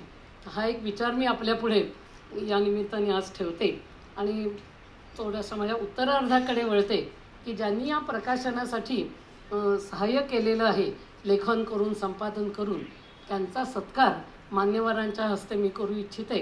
मी एकेकाचं नाव घेते, त्यांनी पुढे यावं, एक थोडासा थोडक्यात त्यांचा परिचय मी करून देते आणि मग आपण त्यांना सत्कार वस्तू देऊन भेटवस्तू देऊन सत्कार करूयात.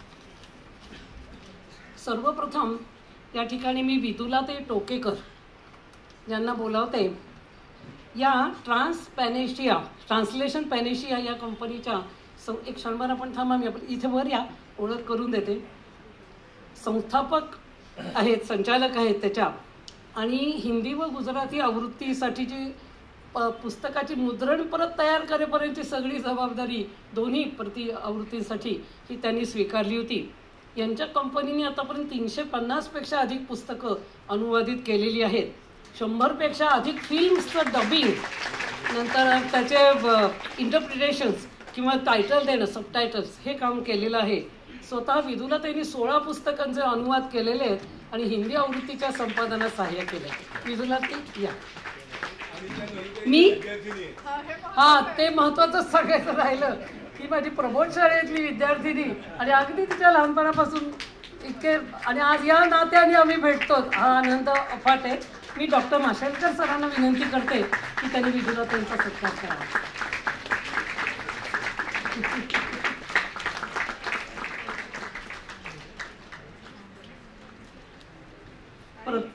या पुस्तकातली प्रत्येक गोष्ट tried and tested on me. प्रतिभानी पाखो फैलावीए या गुजराती आवृत्तीचे अनुवादक श्रीयुत आशिष भिंडे यांना मी व्यासपीठावर येण्याची विनंती करते आणि त्यांचाही थोडक्यात परिचय करून देते. प्रसिद्ध गुजराती वर्तमानपत्र जन्मभूमी प्रवासी याचा ते व्यवस्थापकीय संपादक आहेत. मला ही गोष्ट खूप उशिरा कळली आणि खूप आनंद झाला, कारण आमचे झूम मीटिंग्स वगैरे झाले तेव्हा इतक्या तपशिलात त्यांची माझी ओळख नव्हती. गेली 25 वर्ष ते पत्रकारितेमध्ये काम करतायत आणि धर्म, अध्यात्म, राजकारण, तंत्रज्ञान, जीवनशैली, फिल्म्स सर्व विषयांमध्ये त्यांची लेखणीचा स्वैरसंचार हा चालू असतो. अनुवादक म्हणून 15 पुस्तकांचे अनुवादक त्यांनी केलेले आहेत. त्यात अश्विन संघी, सावी शर्मा, सत्या नडेला, J.K. रोलिंग इत्यादींच्या पुस्तकांचे अनुवाद त्यांनी केलेले आहेत. आणि सावी शर्मांच्या दिस इज नॉट युअर स्टोरी या पुस्तकाचा आत आधी वार्ता नथी या पुस्तकाला अनुवादाचाही गुजराती साहित्य अकादमीचा पुरस्कार मिळालेला आहे. तेव्हा असे ज्येष्ठ अनुवादक या माझ्या पुस्तकासाठी लाभले, हा माझ्यासाठी सुद्धा खूप आनंदाचा क्षण आहे. मी नितीनभाई देसाई यांना विनंती करते की त्यांनी श्री आशिषजी भिंडे यांचा सत्कार करावा.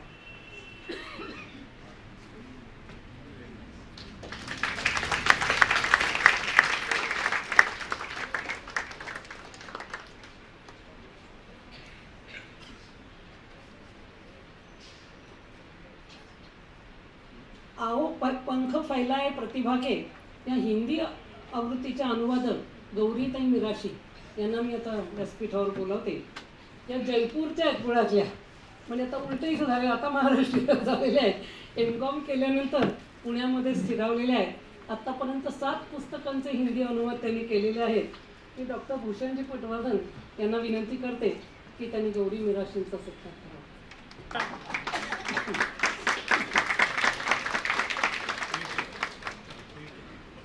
RCMच्या जीजी शाह इंग्लिश मीडियममधील अध्यापिका सुपरवायझर सो मंजिरीबेन गुमास्ते यांना मी स्टेजवर बोलावते. गुजराती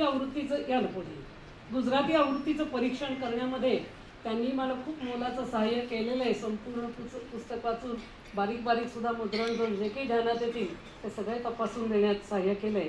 ज्ञानप्रबोधिनीचे संचालक डॉक्टर गिरीशराव बापट यांनी मंजिरीबेनचा सत्कार करावा.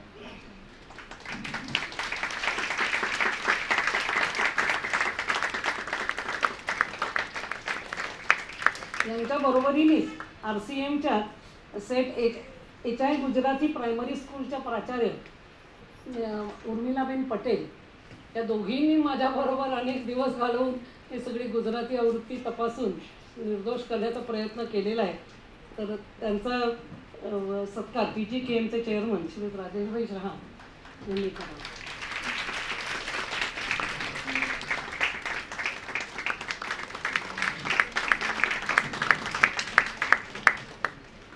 आणि डॉक्टर पद्माबेन मेहता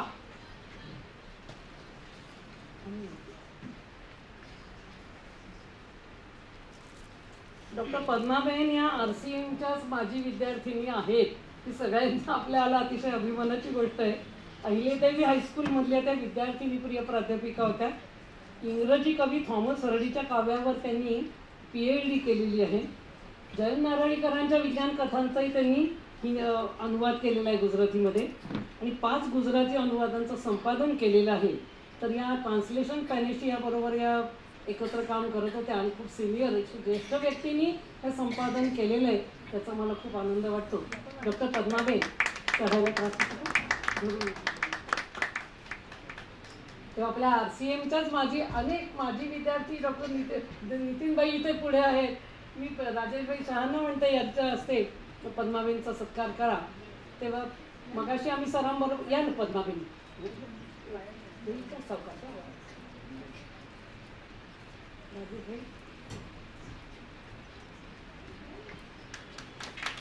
की आपलेच विद्यार्थी आपल्या विविध पदांच्या वरती राहून किती निरपेक्षपणाने आणि मदत करत असतात.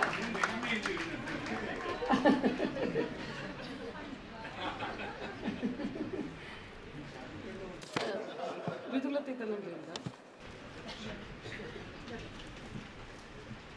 आपल्या सगळ्यांना या सर्व सहकार्य करणाऱ्यांना खूप मनापासून धन्यवाद देते. मी पुढील कार्यक्रमाकडे येईल. थँक्यू.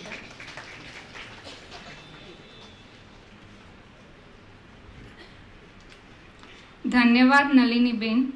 બહુજન હિતાય બહુજન સુખાયની આપની ભાવના એ અમને નતમસ્તક કરે છે. આદરણીય મહેમાનોનો સત્કાર અને પરિચય. શ્રી સુભાષરાવ દેશપાંડેને નમ્ર વિનંતી કે તેઓ આદરણીય ડૉક્ટર શ્રી રઘુનાથજી માશેલકરનો સત્કાર કરે. ડૉક્ટર માશેલકરનો પરિચય આ પ્રમાણે. ડૉક્ટર શ્રી રઘુનાથજી માશેલકર ભારતના વરિષ્ઠ અગ્રગણ્ય વૈજ્ઞાનિક છે. તેઓ CSIRના માજી અધ્યક્ષ છે. પદ્મ વિભૂષણ ડૉક્ટર માશેલકર ખરેખર લોકોત્તર વિભૂતિ છે. તેમને શતશઃ નમન. ધન્યવાદ સુભાષરાવજી. ફરી એકવાર શ્રી સુભાષરાવ દેશપાંડેને નમ્ર વિનંતી કે તેઓ આદરણીય શ્રી નીતિનભાઈ દેસાઈનો સત્કાર કરે. શ્રી નીતિનભાઈ દેસાઈનો પરિચય. શ્રી નીતિનભાઈ દેસાઈ શ્રી પૂના ગુજરાતી બંધુ સમાજ અને ધી પૂના ગુજરાતી કેળવણી મંડળના અધ્યક્ષ છે. Desai brothers limited, mother's recipe વગેરે કંપનીઓના સર્વેસર્વા છે. HV Desai eye hospital, HV Desai Mahavidyalaya, the Poona blind men's association આ સંસ્થાઓની સ્થાપનામાં અમૂલ્ય યોગદાન આપનારા પુણ્યભૂષણ નીતિનભાઈ સમસ્ત ગુજરાતી સમાજ માટે ગૌરવપૂર્ણ વ્યક્તિમત્વ છે. નિષ્કામ કર્મયોગી નીતિનભાઈને શતશઃ નમન. ધન્યવાદ સુભાષરાવજી. હવે શ્રી મહેન્દ્રજી સેઠિયાને નમ્ર નિવેદન કે તેઓ આદરણીય ડૉક્ટર શ્રી ભૂષણજી પટવર્ધનનો સત્કાર કરે. ડૉક્ટર શ્રી ભૂષણજી પટવર્ધનનો પરિચય. ડૉક્ટર ભૂષણજી પટવર્ધન પ્રસિદ્ધ બાયોમેડિકલ સાયન્ટિસ્ટ છે. તેઓ નેકના ચેરમેન અને આયુષ મંત્રાલય તેમજ WHOના પારંપરિક ઔષધિ વિભાગના સમન્વયક છે. તેઓ શ્રી આરોગ્યશાસ્ત્રના અધ્યાપક પણ છે. આવા બહુઆયામી વ્યક્તિત્વ ધરાવતા ડૉક્ટર પટવર્ધનને આદરભર્યા વંદન. ધન્યવાદ મહેન્દ્રજી. શ્રી મહેન્દ્રજી સેઠિયાને ફરી એકવાર નમ્ર વિનંતી કે તેઓ ડૉક્ટર શ્રી ગિરીશરાવ બાપટનો સત્કાર કરે. ડૉક્ટર શ્રી ગિરીશરાવ બાપટ જ્ઞાન પ્રબોધિનીના સંચાલક છે. જ્ઞાન પ્રબોધિની આ સંસ્થા શૈક્ષણિક, ગ્રામીણ વિકાસ, આરોગ્ય, રાષ્ટ્રીય એકાત્મતા વગેરે ક્ષેત્રોમાં કાર્યરત છે. ડૉક્ટર ગિરીશરાવ બાપટ આ સર્વે ક્ષેત્રોની ગતિવિધિઓ માટે માર્ગદર્શન કરે છે. મેન્સા ઇન્ડિયાના ચેરમેન છે. વિલક્ષણ પ્રજ્ઞાવંત ડૉક્ટર ગિરીશરાવ બાપટને આદરપૂર્વક વંદન. ધન્યવાદ મહેન્દ્રજી. આજના મહેમાનોનું વક્તવ્ય. આજના સમારંભના માનવંતા મહેમાન માનનીય શ્રી નીતિનભાઈ દેસાઈને નમ્ર વિનંતી કે તેઓ પોતાનું મનોગત વ્યક્ત કરે.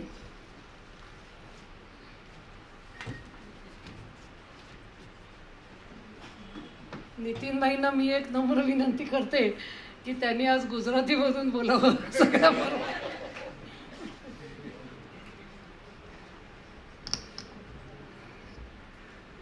माननीय doctor Mashelkar, doctor Bhushan Patwardhan, doctor Bapat saheb, Mahendrabhai, Rajeshbhai, Surendrabhai, my good friends, ladies and gentlemen. ગુજરાતીમાં બોલવાનું છે એટલે સૌથી પહેલાં તો ગુજરાતીની જે એટીટ્યૂડ હોય એ પ્રમાણે જ વાત કરવી પડે. એટલે સૌથી પહેલાં નલિનીબેન, હેડ્સ ઓફ ટુ યુ.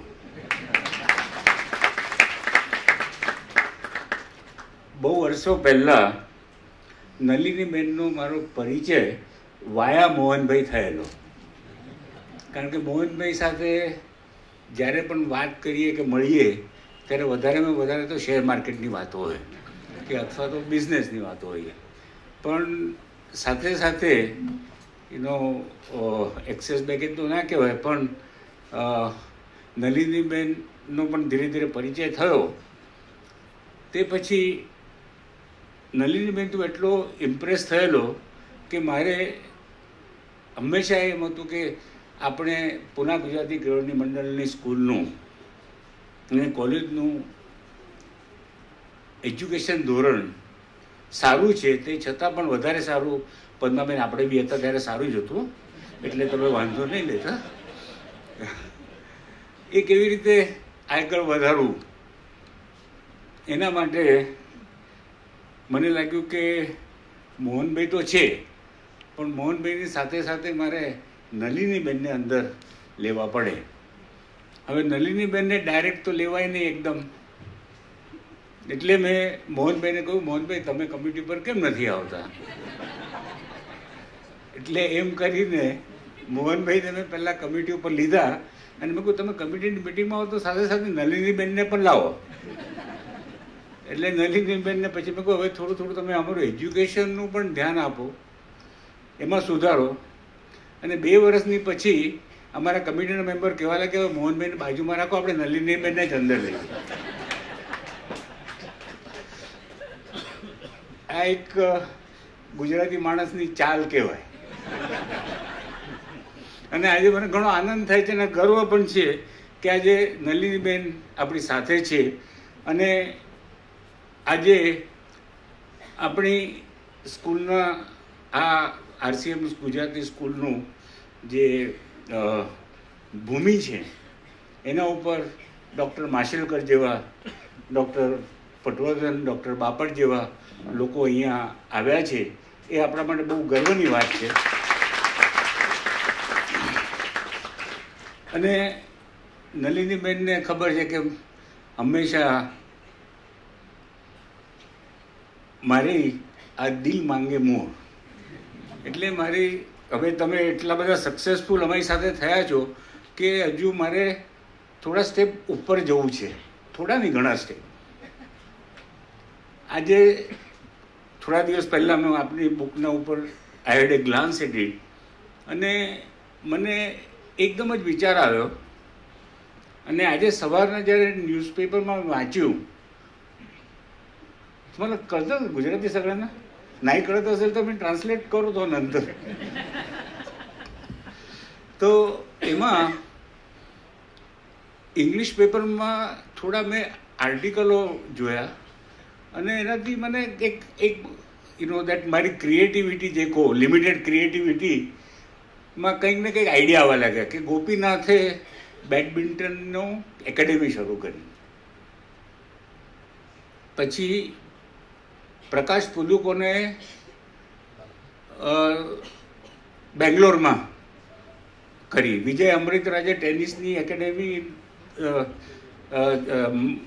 ચેન્નઈમાં કરી. ગઈકાલે મારે કઝિન બરોડાથી આવ્યો હતો અને એનો છોકરો ક્રિકેટમાં બહુ ઇન્ટરેસ્ટ લે છે અને સારું રમે છે. તો મેં કહું કઈ એકેડેમીમાં જાય છે? તો કે વડોદરામાં ક્રિકેટની, હું માનતો નથી પણ કદાચ તમે પણ નહીં માનો, પણ માનવા જેવું છે કે 20 એકેડેમી છે ખાલી બરોડામાં. અને આ એકેડેમીનો તમે ફાયદો જુઓ તો આજે તમે બેડમિન્ટનમાં જુઓ તો આપણા નેશનલ પ્લેયરો ઊભા થયા છે. અને એની સાથે સાથે બીજું મેં જોયું હતું, માશેલકર સાહેબ, in Chennai, there is a school which has so far created more than 30 grandmaster in the chess in one school. That school is almost, આપણે કહી શકીએ કે એક એકેડેમી જ છે, ચેસની એકેડેમી છે. કારણ કે એક જ સ્કૂલમાં જો 30, એટલે પ્રોબ્લી વર્લ્ડમાં કોઈ પણ કુઠે પણ 30 cannot happen. Even that, what is it, Pagga, the new boy, he is also from that school. So it is an academy. So my just thinking is, Nalini Ben, why don't we start academy on creativity? અને આ તાળીઓનો ગડગડાટ બતાવે છે કે આ બધા લોકો including મી, રાજેશભાઈ, અમે બધા 3 મોટા સ્ટારવર્ડો આપણને મદદ કરી શકે એવા સ્ટારવર્ડો આપણી સાથે છે. તો એક આપણે એક, અને આ બધા લોકો તમને તન, મન અને ધનથી, છેલ્લો શબ્દ અગત્યનો, મદદ કરશે. તો જેવી રીતે તમે ગઈ વખતે ચેલેન્જ લીધેલી કે ઓક્ટોબરથી લઈને બીજા ઓગસ્ટ સુધીમાં એક ગુજરાતી અને હિન્દીનું રૂપાંતર કર્યું અને બહુ જ સારું થયું. મેં જોયું, બહુ જ સારું છે. કારણ મારા કરતાં માશેલકરને મારે સાંભળવા છે આ પુસ્તક વિશે શું કહે છે. તો એ એકેડેમી આપણે ચાલુ કરીએ અને એમાં probably, I don't think there are many academies of the creativity in India, or even probably I don't know about the other parts. So it's my sincere hope that you will consider very seriously. And as I have seen your talents 20 years back, today again I am seeing the talents for the next 20 years.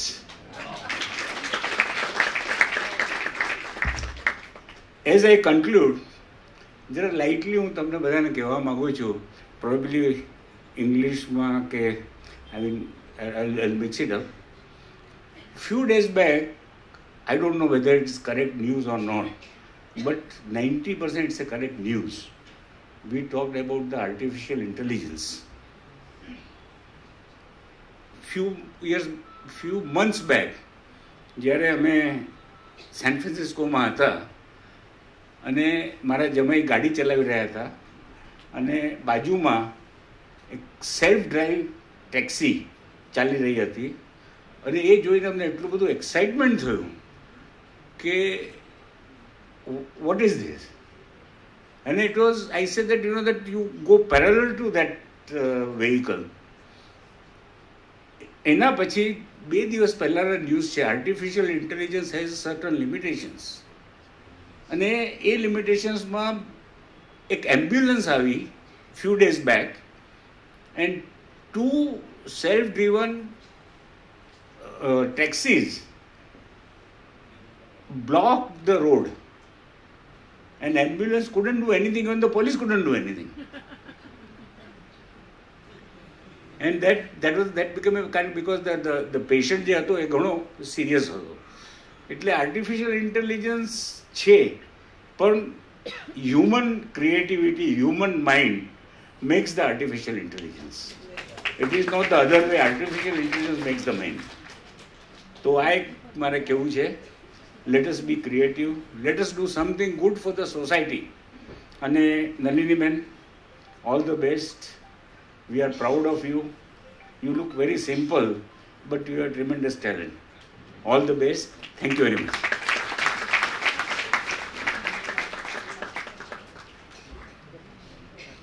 ધન્યવાદ Nitinbhai. ક્રિએટિવિટીની academy એ ખરેખર પ્રેરણાદાયી કલ્પના છે. આપની આ કલ્પના ચોક્કસથી સાકાર થશે. આજના સમારંભના સન્માનનીય મહેમાન ડૉક્ટર શ્રી ભૂષણજી પટવર્ધનને નમ્ર નિવેદન કે તેઓ પોતાનું વક્તવ્ય રજૂ કરે.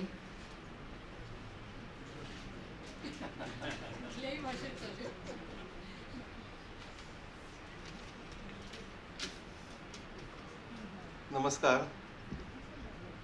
गुजरातीमध्ये सुद्धा बोलू शकलो असतो, पण आता नाही मला इथं करायचं. आत्ताच आपण एक क्रिएटिव्हिटी अकॅडमी जे सांगितलं ना आपण, अतिशय सुंदर कल्पना आहे, एक समयोचित आहे.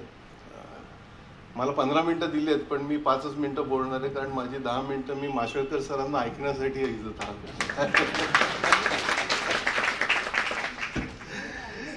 आओ फैलाए पंख प्रतिभा के. हिंदी भाषा में आपने जो ये किताब, मैं इसको किताब नहीं बोलूँगा, ये जो क्रिएशन किया है वो बहुत ही अमूल्य है. हिंदी भाषा पूरे देश में चली जाएगी, और ये हिंदी भाषा में है इसलिए मैंने हिंदी में शुरुआत किया, लेकिन मैं मराठी में बोलने वाला हूँ.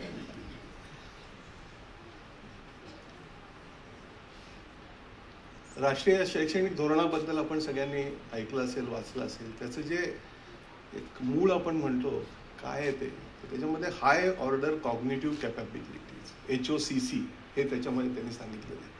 आणि HOCC म्हणजे काय आहे हे जर आपण बघितलं तर मला वाटतं की हे पुस्तक तुमचं जे आहे ना, हे सगळं त्याच्यासाठी पूर्ण व्हायलेलं आहे. आणि तुम्हाला दिलेली आव्हानं तुम्ही वेळेच्या आधीच पूर्ण करता हे आम्ही बघितलेलं आहे. म्हणजे तुम्ही माशेलकर सरांना सांगितलं होतं की आम्ही करू, आणि त्याप्रमाणे तुम्ही वर्षामध्ये 2 भाषांमध्ये अजून आणलं. त्यामुळे तुम्हाला अजून एक फक्त मी सूचना करणार आहे,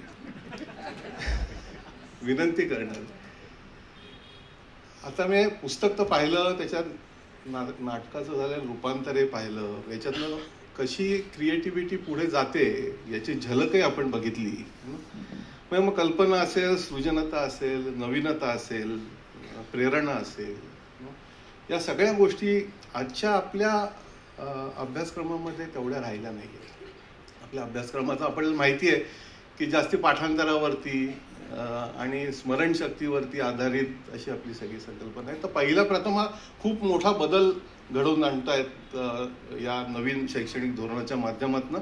पण याच्यामध्ये मोठी अडचण अशी आहे की हे पूर्ण करायला जे पाहिजे, ज्याला कंटेंट म्हणतो, तो मात्र फार मर्यादित आहे. आणि मी या पुस्तकाकडे बघत असताना सर मला असं वाटलं की याचं मूक्स रूपांतर करण्याची फार आवश्यकता आहे.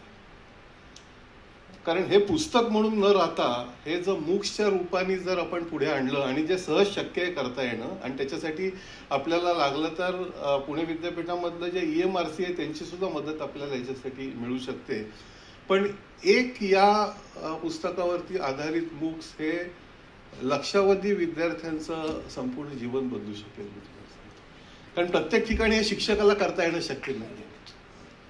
तर या पुस्तकाचं आपण जरूर मूक्स करा, त्याच्यासाठी आवश्यक ती मदत आपल्याला नक्की करू. आणि इनफॅक्ट जी अकॅडमी सांगितलेली आहे ना, त्या अकॅडमीचं पहिलं काम म्हणून आपण हे सुरू करा. क्रिएटिव्ह अकॅडमीच्या तर्फे हे आपण जरूर हाती घ्या. आणखीन बोलण्यासारखं खूप आहे, पण मी म्हणलं तसं पहिल्यांदा माझ्याकडे जेव्हा हे दोघंही आले, मोहनबाई आणि नलिनीबाई, मला खरंच आश्चर्य वाटलं की 68 सालच्या SSC मध्ये पहिली आलेली ही विद्यार्थिनी आहे. आणि त्या काळामध्ये SSC मध्ये पहिलं येणं म्हणजे काय हे त्या काळात ज्यांनी शिक्षण घेतले त्यांना माहिती आहे. आणि त्यांनी जेव्हा सांगितलं की हा कार्यक्रम आम्ही इथं घ्यायचा आहे, गुजराती कळवणी मंडळामध्ये घ्यायचं आहे, म्हटलं तर मग मी येतोच. कारण या शाळेमध्ये मी माझ्या SSCचे पेपर लिहिलेले होते. माझं केंद्र परीक्षेचं ही शाळा होती.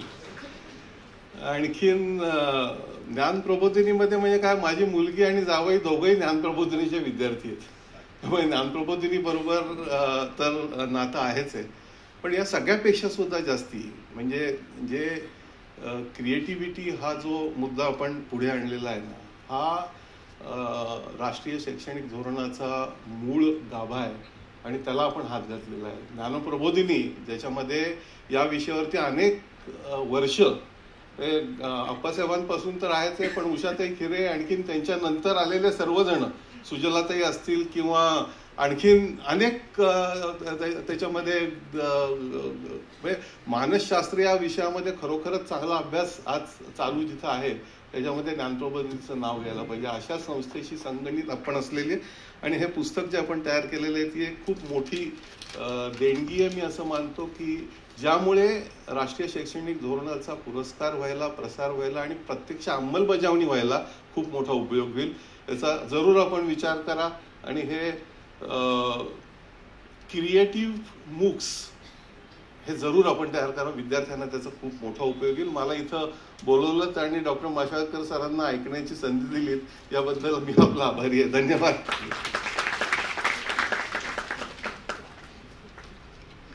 धन्यवाद डॉक्टर भूषण जी. आपके वक्तव्य ने हमें नई दिशा दिखाई है क्योंकि रचनात्मकता विचारों की उड़ान है जो आपको आकाश में ले जा सकती है. આજના સમારંભના આદરણીય મહેમાન ડોક્ટર શ્રી રઘુનાથજી માશેલકરને નમ્ર વિનંતી કે તેઓ પોતાનું ઉદ્બોધન રજૂ કરે.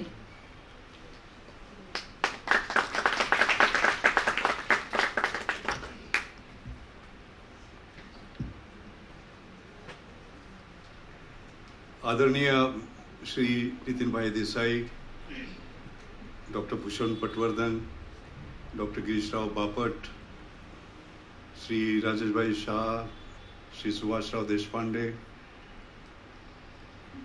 डॉक्टर नलिनीताई गुजराती, ज्यांच्यामुळे आज आपण या समारंभासाठी आलेलो आहोत, श्री मोहनबाई गुजराती, रामभाऊ लिंबळे यांना मी बऱ्याच महिन्यांनी पाहतोय. फार आनंद झाला आपल्याला पाहून. आपण सर्व पुणे गुजराती केळवणी मंडळ व गुजराती बंधू समाजाचे सदस्य, उपस्थित विद्यार्थीगण, शिक्षकगण, पालकगण आणि बंधू भगिनींनो, पंख फुलवू या प्रतिभेचे या पुस्तकाची प्रस्तावना लिहिण्याचा बहुमान नलिनीताईंनी मला दिला होता आणि मी त्याला खरंच बहुमान म्हणतो. आणि त्यावेळी प्रस्तावनेच्या सुरुवातीलाच मी म्हटलं होतं की मी शाळेत असताना हे नलिनीताईंचं पुस्तक मला वाचायला मिळालं असतं तर मी अजूनही चांगला संशोधक झालो असतो. आणि प्रस्तावनेचा शेवट करताना मी म्हटलं होतं की हे बहुमूल्य पुस्तक देशाच्या कानाकोपऱ्यात, देशाच्या लाखो शाळात पोहोचलं पाहिजे आणि त्यासाठी ते केवळ इंग्लिश व हिंदीतच नव्हे तर भारताच्या अतिरिक्त अन्य भारतीय भाषात त्याचा अनुवाद झाला पाहिजे. आणि हे सगळं आपण केलं. म्हणून सर्वप्रथम आपलं अभिनंदन तर करतोच पण आपले आभार मानतो. आणि ते आभार मानण्याचं काम म्हणजे या नव्या भारताची नवनिर्मिती करण्यासाठी जी मुलं आहेत, मुली आहेत, कारण भविष्य त्यांच्याबरोबर आहे आणि त्यांचं भविष्य घडवण्याचं काम आपण हे मोठं काम केलेलं आहे. आज मी इतरांचंही अभिनंदन करतो, प्रकाशकांचं अभिनंदन करतो. गौरी मिराशी, आशिष भिडे यांनी सुद्धा उत्तम कामगिरी केली. मी ते पाहिलं कारण हिंदी ट्रान्सलेशन सुद्धा मी पाहिलं. आपण मगाशी म्हणालात की आर्टिफिशियल इंटेलिजन्स येतोय, टेक्नॉलॉजी येते, आता काय होणार वगैरे. एक सांगतो मी तुम्हाला, गुगल ट्रान्सलेट आहे, 2 मिनिटात ट्रान्सलेशन झालं असतं याचं. पण त्याच्यामध्ये आणि ह्यांनी जे केलं आहे त्याच्यामध्ये प्रचंड फरक असतो. कळलं का? कारण ह्याच्यामधली जर आपण भावना म्हणालात, आत्मा म्हणालात, हे छान शब्द वापरलेत आपण, कळलं का, ही त्याच्यात आली नसती. तर त्यामुळे मशीन जरी किती पुढे गेलं तर ती मानवाची स्पर्धा शेवटी करू शकत नाही. आपण अगदी बरोबर म्हणालात, हे जी क्रिएटिव्हिटी आहे, हा इन्स्टिंक्टिव्हनेस आहे, ह्याच्यावर आपण विश्वास ठेवला पाहिजे. कारण फारच सुंदर हे झाले. कारण मी मराठी आणि इंग्रजी दोन्ही एंड टू एंड वाचली होती, हिंदीसुद्धा बघितलं. गुजराती मला वाचता येतं पण बोलता येत नाही. कारण मी लहानपणी मुंबईत मोठा झालो, गिरगावात. म्हणजे मला मुंबई समाचार मी वाचायचो बरं का, एंड टू एंड मला ते वाचता येत होतं. पण ही फारच सुंदर ह्या आता झाल्या. त्याच्यामध्ये मला 5च गोष्टी सांगाव्याशा वाटतात याच्याबद्दल. पहिली गोष्ट म्हणजे वैज्ञानिक प्रतिभेचं जे विकसन आहे त्या विकसनामागे मूलभूत मानसशास्त्रीय तंत्र असतात. आणि त्या तंत्रांचा नलिनीताईंनी अत्यंत सखोल अभ्यास केला आहे. जसं आपण म्हणालात 1992 आपल्याला सायंटिफिक क्रिएटिव्हिटी या विषयावरील संशोधन करून PhD मिळवलेली आहे. त्यामुळे जर आपण हे पुस्तक केवळ अनुभवाचं बोल नव्हे तर त्यामध्ये भक्कम शास्त्रशुद्ध पाया आहे. हे फार महत्त्वाचं आहे या पुस्तकामध्ये. दुसरं म्हणजे आपण जाणीवपूर्वक संवाद शैलीचा वापर केला आहे याच्यामध्ये. प्रश्न आणि उत्तर. त्यामुळे विद्यार्थी हा केवळ प्रेक्षक राहत नाही, दर्शक राहत नाही, तो त्यामध्ये एक सहभागी होतो. हे फार महत्त्वाचं आहे शिक्षणामध्ये. आपण चॉक अँड टॉक म्हणतो ना, शिक्षक बोलतात आपण ऐकतो, तसं नव्हे. त्याच्यामधला हा सहभाग जो आहे हा महत्त्वाचा आहे. आणि मी नेहमी म्हणतो की आयुष्याची प्रयोगशाळा ही सर्वात उत्तम प्रयोगशाळा. आपल्याला कल्पना आहे जेव्हा मी हळदीघाटीची लढाई केली ह्याच्यामध्ये युरोपमध्ये वर्ल्ड इंटेलेक्च्युअल प्रॉपर्टी ऑर्गनायझेशन, तर त्यावेळी ते आपल्या ट्रॅडिशनल नॉलेजला मानत नव्हते. आणि त्यावेळी मला आठवतं 176 देश होते आणि मी त्यांना चॅलेंज केलं आणि म्हटलं की knowledge generated in Harvard, Caltech, Princeton is knowledge and knowledge generated by my predecessors in laboratories of life is not knowledge, is not correct. आणि आपण ते सगळे नियम बदलले. आपल्याला कल्पना असेल आपण ती लढाई जेव्हा सडक जिंकलो तेव्हा. तर त्याला मी फार महत्त्वाचं देतो. म्हणून तो आपण एक्सपिरियन्शियल लर्निंग हा जो एक भाग आपण याच्यामधला घेतला आहे हा महत्त्वाचा आहे. नंतर तिसरं म्हणजे व्यवहारात पाहिलेल्या वस्तू, मेणबत्ती ते खडू ते छत्री याची उदाहरण आपण दिलेली आहे. आणि त्यामधनं निरीक्षण कौशल्य, प्रश्न कौशल्य, कल्पना विस्फोट, रूपांतरण, रचनात्मक विश्लेषण याबद्दल आपण मुलांना समजून सांगितलं.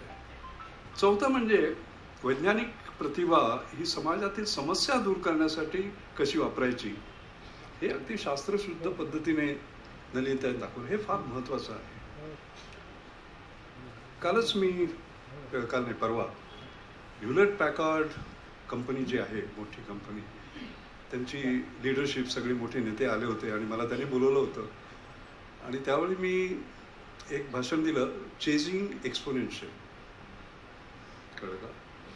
आणि त्यावेळी प्रश्नोत्तरात एकाने सांगितलं की माझा एक छोटा मुलगा आहे, एकाने प्रश्न मला विचारला आणि मला फार काळजी वाटते कारण तो मोबाईल एकतर असं करत असतो किंवा असं करत असतो, कळलं की नाही. आणि त्याचं पुढे काय होणार.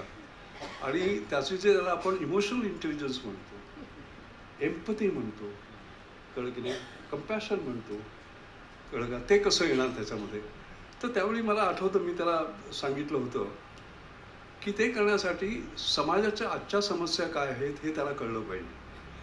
आणि त्याला त्यावेळी माझ्या उत्तरात सांगितलं होतं की नॅशनल इनोव्हेशन फाउंडेशनचा मी 18 वर्ष अध्यक्ष होतो. आणि आम्ही काय करायचो की मुलांसाठी आम्ही स्पर्धा ठेवल्या होत्या. APJ अब्दुल कलाम यांच्या नावाने, त्याला इन्स्पायर अवॉर्ड असं आपण म्हणायचो. आणि ती जी मुलं आहेत शाळेतली त्यांना अवॉर्डचे सिलेक्ट व्हायचे, हजारो मुलांमधनं काहीतरी 10-15 मुलं व्हायची. त्यांना आम्ही अवॉर्ड द्यायच्या आधी झोपडपट्ट्यामध्ये पाठवायचो. ते झोपडपट्ट्यामध्ये काय प्रश्न आहेत ते पहा. ही मर्सिडीजमधनं येणारी मुलं, त्यांना झोपडपट्टीत काय चाललंय हे पाहू दे, कळलं ना. अर्धा एक दिवस त्या घालवायचा आणि दुसऱ्या दिवशी मग ते प्रेझेंटेशन करायचं, मी काय प्रॉब्लेम पाहिला आणि काय सोल्युशन. समाजातल्या ज्या या समस्या आहेत त्या त्यांना कळत नाही. जसं एक जोक आहे, कोणाला तरी एका श्रीमंत ग्रस्ताच्या मुलाला सांगितलं की तू गरिबीवर एक निबंध लिही. आणि तो म्हणतो की त्याचा ड्रायव्हर गरीब होता, त्याचा कुक गरीब होता, त्याचा हे गरीब होता, त्याचा तो गरीब होता. म्हणजे त्याला वाटलं की हा एवढा गरीब होता की त्याचे सगळे ड्रायव्हर सुद्धा गरीब होते. ती ही कल्पना नसते मुलांना. तर त्यांनी हे पाहणं फार महत्त्वाचं आहे. इथे कुठे ते कळ लागली पाहिजे, त्याशिवाय काही होत नाही. म्हणून हा जो भाग आपण केलेला आहे की सर्वप्रथम समाजातील गरजा, उणीवा, कमतरता समजून घ्या आणि संवेदनशीलतेवर आपण भर दिलेला आहे. इनोव्हेशन, कंपॅशन आणि पॅशन. त्या कंपॅशनशिवाय काय अर्थ नाही. मी माझ्या ह्याच्यामध्ये सर लुई मॅथसन डिस्ट्रिक्ट प्रोफेसर म्हणून जातो ऑस्ट्रेलियात दरवर्षी आणि 3 पब्लिक लेक्चर देतो. आणि त्याच्यामध्ये इंजिनियर्स इन अवर फ्युचर असं मी हे दिलं होतं. आणि त्याचा गाभा होता engineer without empathy is no engineer. सर्वात महत्त्वाचं आहे, कळलं. तर हे फार तुम्ही सुंदर केलेलं आहे. आणि आणखी म्हणजे सर्जनशील समस्या परिहाराचे उत्तम उपाय कसे शोधावे, त्यासाठी अधिक उत्तमता लागते, नाविन्य लागतं. आपण मगाशी म्हणालात नवीन काय, ते मला फार आवडतं. मला आठवतं, मला 80 वर्ष झाली त्यावेळी माझ्या यांनी UDCTने म्हणजे जिथे मी शिकलो त्यांनी माझा सत्कार केला होता आणि त्याच्यात अनेक भाषणं झाली. आणि त्यातल्या एका 2 लोकांनी याविषयी माझी एक वाईट खोड आहे, मी कुणी भेटलं की नवीन काय असं विचारतो. त्याच्याविषयी एकाने सांगितलं, आपले हे आहेत Ajay Sood, principal scientific adviser to the prime minister, ते म्हणाले इंडियन इन्स्टिट्यूट ऑफ सायन्समध्ये त्या कॅम्पसमध्ये मला लांबून मशिलकर येताना दिसायचे आणि मी मनाची तयारी करायचो, कारण मला माहिती आहे ते विचारणं नवीन काय म्हणून. त्यानंतर एका विद्यार्थ्याने मला सांगितलं, त्या आठवण करून दिली की माझं काय व्हायचं, मी दिल्लीत असायचो आणि पुण्यात यायचो दर शुक्रवारी शनिवार रविवारी, आणि शुक्रवारी ह्याला विमानतळावर उतरल्याबरोबर माझे विद्यार्थी तिथे येत असत आणि तिथूनच आम्ही चर्चा सुरू व्हायची. मग लॅबॉरेटरीमध्ये जायचो आणि लॅबॉरेटरीमध्ये गेल्या 8, 9, 10 वाजेपर्यंत ते काम आमचं चालू असायचं. आणि मग दुसऱ्या दिवशी सकाळी भेटायचे आणि मी त्यांना सकाळी भेटलं नवीन काय म्हणून विचारायचो. आता रात्रभरात नवीन काय म्हणाय. तर ही जी आपण सवय म्हणालात ना, ही फार उत्तम आहे. नाविन्यतेची कास ही ज्ञानप्रबोधीची खासियत आहे. अगदी अप्पांच्या काळापासून ती चालत आलेली आहे आणि ह्याच्यावर आपण जो भर दिलेला आहे हा फार माझ्या मते महत्त्वाचा आहे. त्यातला एक भाग आपण टेक्नॉलॉजीवर बोललात. मी माझं भाषण माझे काही टेक्नॉलॉजीवरचे विचार सांगून आपल्याला संपवणार आहे. ह्याचा सर्वात उत्तम म्हणजे ह्या नवीन ह्याच्यामध्ये जे मराठी आणि इंग्रजी ह्याच्यामध्ये नव्हतं ते म्हणजे तुम्ही QR कोड दिले. आता QR कोडवर असं आहे, तुमच्याकडे जर मोबाईल असला कळलं का, आणि तू नुसतं टॅप केलं की ती यूट्यूबची साईट किंवा दुसरी कुठली साईट आहे ती हे होते आणि मुलांना व्हिडिओ दिसतात, कळलं का. आणि हे ह्याच्यामुळे, आणि मी बरं का बरेचसे तुमचे QR कोड टेस्ट केले, फार छान आहे. त्याच्याबद्दल माझी एक सूचना अशी आहे की आता आपण जे व्हिडिओ दिलेले आहेत ते बहुतेक इंग्लिश किंवा हिंदी किंवा काय अवेलेबल आहेत ते असे. गिरीशराव, मला असं वाटतं की आपल्या ज्ञानप्रबोधिनीमध्ये आपण इतके नाविन्यपूर्ण प्रयोग करतो आणि इतका फरक आपण त्याच्यामुळे केलेला आहे. तर माझ्या मते ह्यावर व्हिडिओ काढून आपण काय केलं. आता एखाद्या मुलाला तुम्ही कल्पना असेल, आज चांद्रयान-3 ते वरती गेले तेव्हा संबंध मला वाटतं 100 कोटी हृदय अशी त्याची स्पंदन होत होती, मला अजून आठवतं. आणि केवढा अभिमान आहे. तर त्यामुळे कल्पनाशक्तीचा प्रभाव असा दुसरा कुठला तरी विषय असला तर चांद्रयान दाखवलं आणि दुसरं काही दाखवलं नाही, अपोलो दाखवलं नाही किंवा हे, तर केवढा फरक पडतो. म्हणजे आपण हे करू शकतो भारतामध्ये, हे फार महत्त्वाचं आहे दाखवणं, कळलं का. तर आणि ह्या QR कोडचा उपयोग जो आहे तो बराच मोठा होणार आहे. म्हणजे मल्टीमीडिया कंटेंट, मग तुम्हाला व्हिडिओ असू दे, ॲनिमेशन असू दे, तिथपर्यंत आपण जाऊ शकतो. किंवा ऑनलाईन क्विझिस म्हणा, गेम्स म्हणा, नंतर तुम्हाला इव्हन ट्रान्सलेशन करता येतं, वेगळ्या भाषेत तुम्हाला दाखवता येतं, नाही का. तुम्ही कुठल्या भाषेत लिहिता हे महत्त्वाचं नाही आहे. तो QR कोड वापरून आपण कुठल्या भाषेत जातो, कुठल्याही भाषेत आपण जाऊ शकतो. त्याच्यानंतर AR एक्सपेरिमेंट्स, कळलं का, ऑगमेंटेड रियालिटी एक्सपेरिमेंट्स. आता बायोलॉजी शिकवतोय आपण, तसं 3D डायमेन्शन्स आपण हे दाखवू शकतो. त्या नुसतं बोट ठेवायचं. आणि इवन हे आता पुस्तक पब्लिश झालं आहे, त्या पब्लिशरला सांगायचं आहे की हे ह्याच्यामध्ये बदल कर, ते सुद्धा तुम्हाला करू शकतो. म्हणजे हा जो फीडबॅक लूप आहे हा करू शकतो. तर ही जी टेक्नॉलॉजीची ही जी पॉवर आली ही फार महत्त्वाची आहे. पण ही करण्यासाठी एक मुद्दा मला मांडावा असा वाटतो, कारण माझ्या मनात तो फार म्हणजे असा भिनलेला आहे. आज आपण नवीन विद्यार्थी कसा आहे हे पाहूया. तर मला आठवतं उदय गुजर, आपल्यापैकी बहुतेकांना कल्पना असेल, ते एकदा घरी आले माझ्या, आणि त्यावेळी कोविड म्हणजे पॅन्डेमिक होतं बरं का. आणि त्यांच्या नातवाला घेऊन आले, त्याचं नाव वेद गुजर, 8 वर्षाचा. आणि मला म्हणाले की या मुलाबद्दल आम्हाला मोठा प्रश्न पडला आहे. तर म्हटलं काय प्रश्न पडला आहे. त्याला सगळं माहिती आहे, अरे म्हटलं सगळं माहिती आहे, हा कसा प्रश्न? म्हटलं बस, तुला कुठला विषय आवडतो? सगळे आवडतात. कॉन्फिडन्स. म्हटलं नाही तरी त्यातल्या त्यात, आणि त्यावेळी कोविड होतं त्यामुळे म्हटलं आपण बायोलॉजीवर बोलू. तर त्याला पहिला प्रश्न मी विचारला की बॅक्टेरिया आणि व्हायरस यामधला फरक काय? टाक, परफेक्ट आन्सर. मग मी बार थोडा रेज केला. म्हटलं म्युटेशन म्हणून मी काहीतरी ऐकलं. म्युटेशन म्हणजे रे काय? Perfect answer. म्हटलं आता आणखी थोडं बरं झालं. अरे स्पाइक प्रोटीन म्हणजे रे काय? परफेक्ट उत्तर नाही दिलं, पण 80-90% बरोबर होतं. आणि मग आम्ही DNA वर आलो.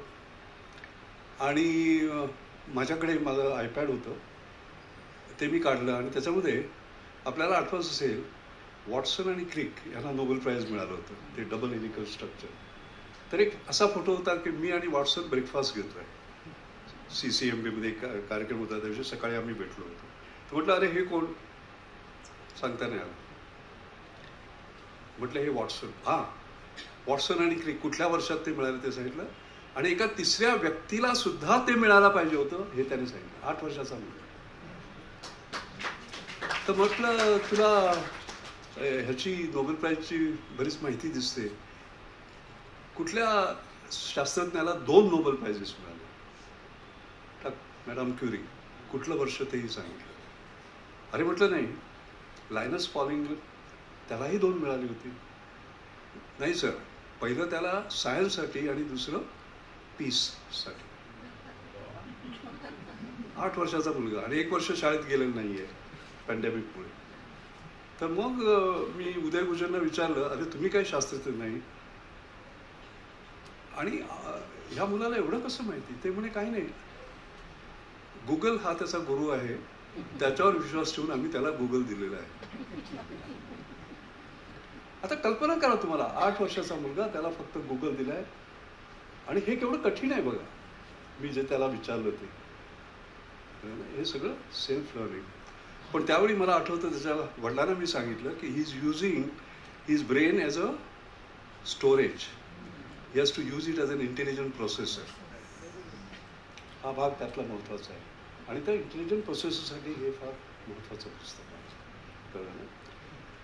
आणि कॉन्ट्रास्ट बघा, मला जे वाईट वाटतं ते हे की त्याच आठवड्यामध्ये हा मुलगा एवढी मोठी भरारी घेतोय, आणि त्याच आठवड्यामध्ये एक श्रद्धा पोळ नावाच्या 15 वर्षाच्या मुलीने साताऱ्याजवळच्या एका गावामध्ये आत्महत्या केली.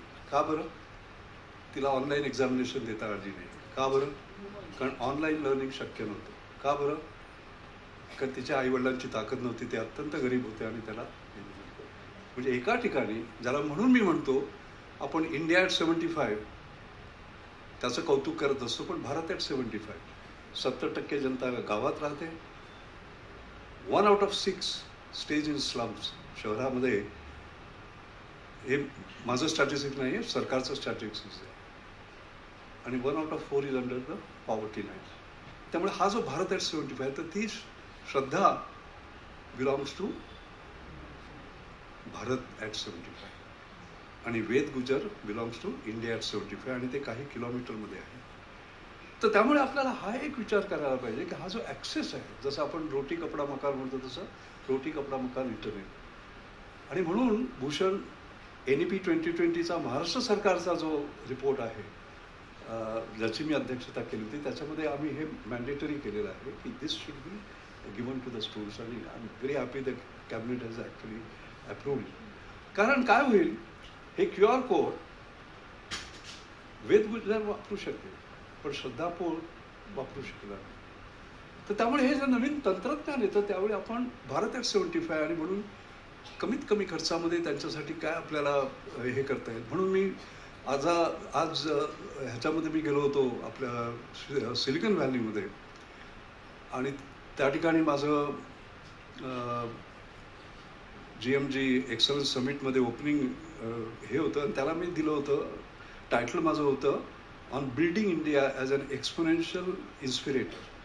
आणि कसं आपण एक्सपोनेन्शियल चाललो आहे हे मी त्याच्यामध्ये दाखवलं होतं. आणि त्याच्यामध्ये मी खिशात जिओ भारत घेऊन गेलो होतो. $12 मोबाईल 4G कनेक्टेड, त्याच्यामध्ये पेमेंट करता येतं, व्हिडिओ बघता येतं, सगळं काही करता येतं. $12 ते थक्क झाले. तर हा जो ॲक्सेस आहे हा आता माझ्या मते महत्त्वाचा ठरणार आहे, कारण टेक्नॉलॉजी ही फार महत्त्वाची ठरणार आहे, याच्याबद्दल काही प्रश्नच नाही आहे. आपण आर्टिफिशियल इंटेलिजन्सवर बोललात, चांगलं केलं, उत्तम हे झालं. आणि याच्यावर ChatGPT जे आपण ज्याला हे म्हणजे हे जे नवीन व्हर्जन जे यायचं regenerative sort of AI, generative AI, ते फार महत्त्वाचं आहे. आपल्यापैकी ChatGPT किती लोक वापरतात? हात वर करा. बरीचशी लोक वापरतात. ChatGPTला काही विचारा, त्याचे उत्तर येतं त्याच्यावर. तर त्यामुळे तुम्ही काही घरात होमवर्क दिलात, ChatGPTला फक्त प्रश्न विचारायचा, ते उत्तर देतं. आणि तुम्हाला कळणार नाही की ते ChatGPTचे उत्तर दिलंय की हा मोठा प्रश्न आहे. आणि हे तुम्ही बंद करू शकत नाही, हे एक लक्षात ठेवा. कारण नॉर्मली अरे होत नाही, त्याला बंद करा, तसं होणार नाही. तर त्यामुळे पुढे जाऊन काय होणार आहे. आणि म्हणून मी एक हे केलं आहे आपलं, माझ्या मते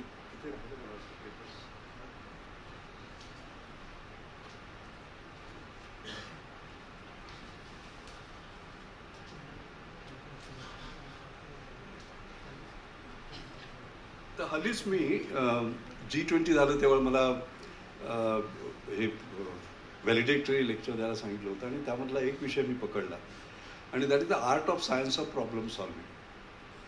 आणि तुम्हाला खरं सांगतो, तुमच्या पुस्तकातून जे शिकलो त्याचा भरपूर वापर इथे केलेला आहे.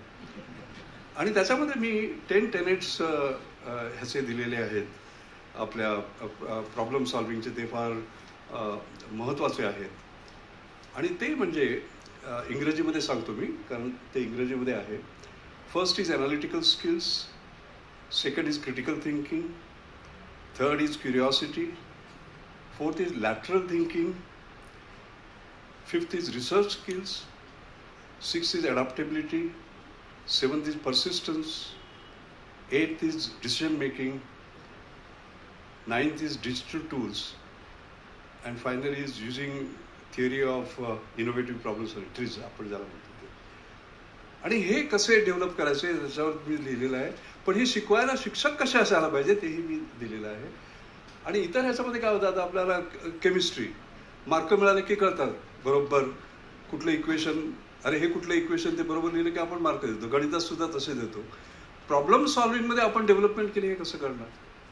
What is the measurement that you are improving, how do you sort of जज इट, त्याच्याविषयीचे मी काही विचार मांडले आहेत. पण सर्वात शेवटचा हा जो भाग आहे तो फार महत्त्वाचा आहे, आणि त्याच्यावर मी 4-5 पानं लिहिली आहेत. आणि तो भाग म्हणजे एक म्हणजे mind versus machine in problem solving असा एक भाग आहे. आणि benefits of AI in problem solving ते मी दिलेले आहेत. पण त्याचबरोबर problems with AI in problem solving हे पण दिले आहेत, त्याचा आपण आत्ताच उल्लेख केला. आणि त्यामध्ये बऱ्याच गोष्टी आहेत. हो, जर विद्यार्थ्याला कळलं की नुसतं आपण त्याला फक्त प्रश्न विचारायचा, शेवटी काय होणार आहे माहिती आहे का, मी पाहिलं आहे, कारण मी पण त्याचा बराच अभ्यास केला आहे, मी पण ते बराच वापरतो. त्याचं उत्तर जे येतं ना, ते तुम्ही प्रश्न कुठला विचारता त्याच्यावर अवलंबून असतं. तो प्रश्न वेगळा विचारा, उत्तर वेगळं येतं. कळलं का? आणि म्हणून शेवटी काय होणार आहे, हे मशीन आहे, त्याच्यात उत्तमात उत्तम प्रश्न कसे विचारायचं याचं शिक्षण द्यावं लागलं शेवटी. It will go back to that. तर त्याच्यामध्ये काय होतं की हे इन्स्टंट सोल्युशन असल्यामुळे, लाईक इन्स्टंट कॉफी म्हटलं की हे वेगळंच असतं. आणि त्यामुळे क्रिटिकल थिंकिंग हा भाग जाईल. बऱ्याच वेळा प्रॉब्लेम सॉल्विंगमध्ये जसं आपण म्हटलंय संवाद हवा आहे, हा फार महत्त्वाचा आहे. शिक्षक आणि विद्यार्थ्याचा, विद्यार्थी आणि विद्यार्थ्यांचा तो जाईल. जे ह्युमन इंटरॅक्शन ही सर्वात महत्त्वाची आहे ती जाईल. हे मोठं नुकसान होणार आहे. त्यानंतर त्याच्यामध्ये आपण पाहिलं असेल की त्याच्यात स्टँडर्डाइज पाथवेज असतात, म्हणजे सेट अल्गोरिथम्स असतात. आणि त्यामुळे जी क्रिएटिव्हिटी आहे ती सर्व नाही शिकू. Creativity is doing think differently to make a difference, basically thinking differently. त्यानंतर मिस्टेक्स करायला स्कोप नाही आहे तुम्हाला. मी नेहमी म्हणतो विद्यार्थ्यांना की FAIL is first attempt in learning. आणि त्यातनं आपण शिकतो. Your best guru is your last mistake as long as you learn from it. आज चंद्रयान 3 सक्सेसफुल का झालं? दे लर्न फ्रॉम चंद्रयान 2 आणि त्यातली प्रत्येक चूक जी होती त्यांनी दुरुस्त केली, कळलं की नाही? त्यामुळे ते सक्सेसफुल आहे. हा स्कोप इथे नाही आहे. त्याच्यानंतर जी विस्तृत चर्चा ते हे होणं शक्य नाही जसं म्हणतो. तर हा जो भाग आहे माझ्या मते ह्याच्यावर मी पाहिलेलं नाही आहे. भूषण चर्चा होत नाही आहे काही, कळलं की नाही? येत आहे, तिथून येत आहे, हेच आपल्याला फक्त माहिती आहे. आणि आपण अगदी योग्य बोललात. आपण प्रथम बोललात ह्या विषयावर, मी शेवट करतोय या विषयावर, कळलं का? की ह्याच्यावर आपण चर्चा करावी. हा पहिला भाग. आणि दुसरा भाग, मला खात्री आहे की या पुस्तकाच्या अनेक आवृत्त्या निघणार आहेत, केवळ ट्रान्सलेशन नव्हे. आणि या ज्या नवीन आवृत्त्या येतील त्याच्यामध्ये माझ्या मते हा जो नवीन राक्षस म्हणा, देव म्हणा, जसं आपण वापरतो तसं, त्याच्यामुळे काय होणार आहे याच्यावर आपण विस्तृत चर्चा करावी अशी एक, म्हणजे नेहमी एक डिमांड करतो मी दरवेळी येतो तेव्हा. तर यावेळची माझी त्यावेळी माझी तर मला पुन्हा आपलं अभिनंदन करतो, आपले आभार मानतो. कारण पंख पृथ्वीचे किती उंच उडू काही सांगता येत नाही, ते सगळं इथे आहे, कळलं की नाही? आणि या तुमच्या पुस्तकामुळे भारत एक उंच भरारी मावेल याची मला खात्री आहे. धन्यवाद.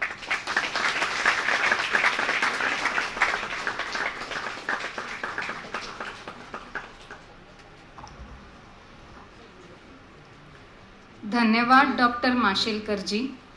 આપનું ઉદ્બોધન અમને કાર્યપ્રવણ માટે પ્રેરણા આપે છે. Creativity is inventing, experimenting, growing, taking risk, breaking rules, making mistakes and having fun. સમાપન. જ્ઞાન યજ્ઞ સમા પુસ્તક પ્રકાશન સમારંભનું સમાપન કરવા ડોક્ટર ગિરીશરાવ બાપટને નમ્ર વિનંતી કરું છું.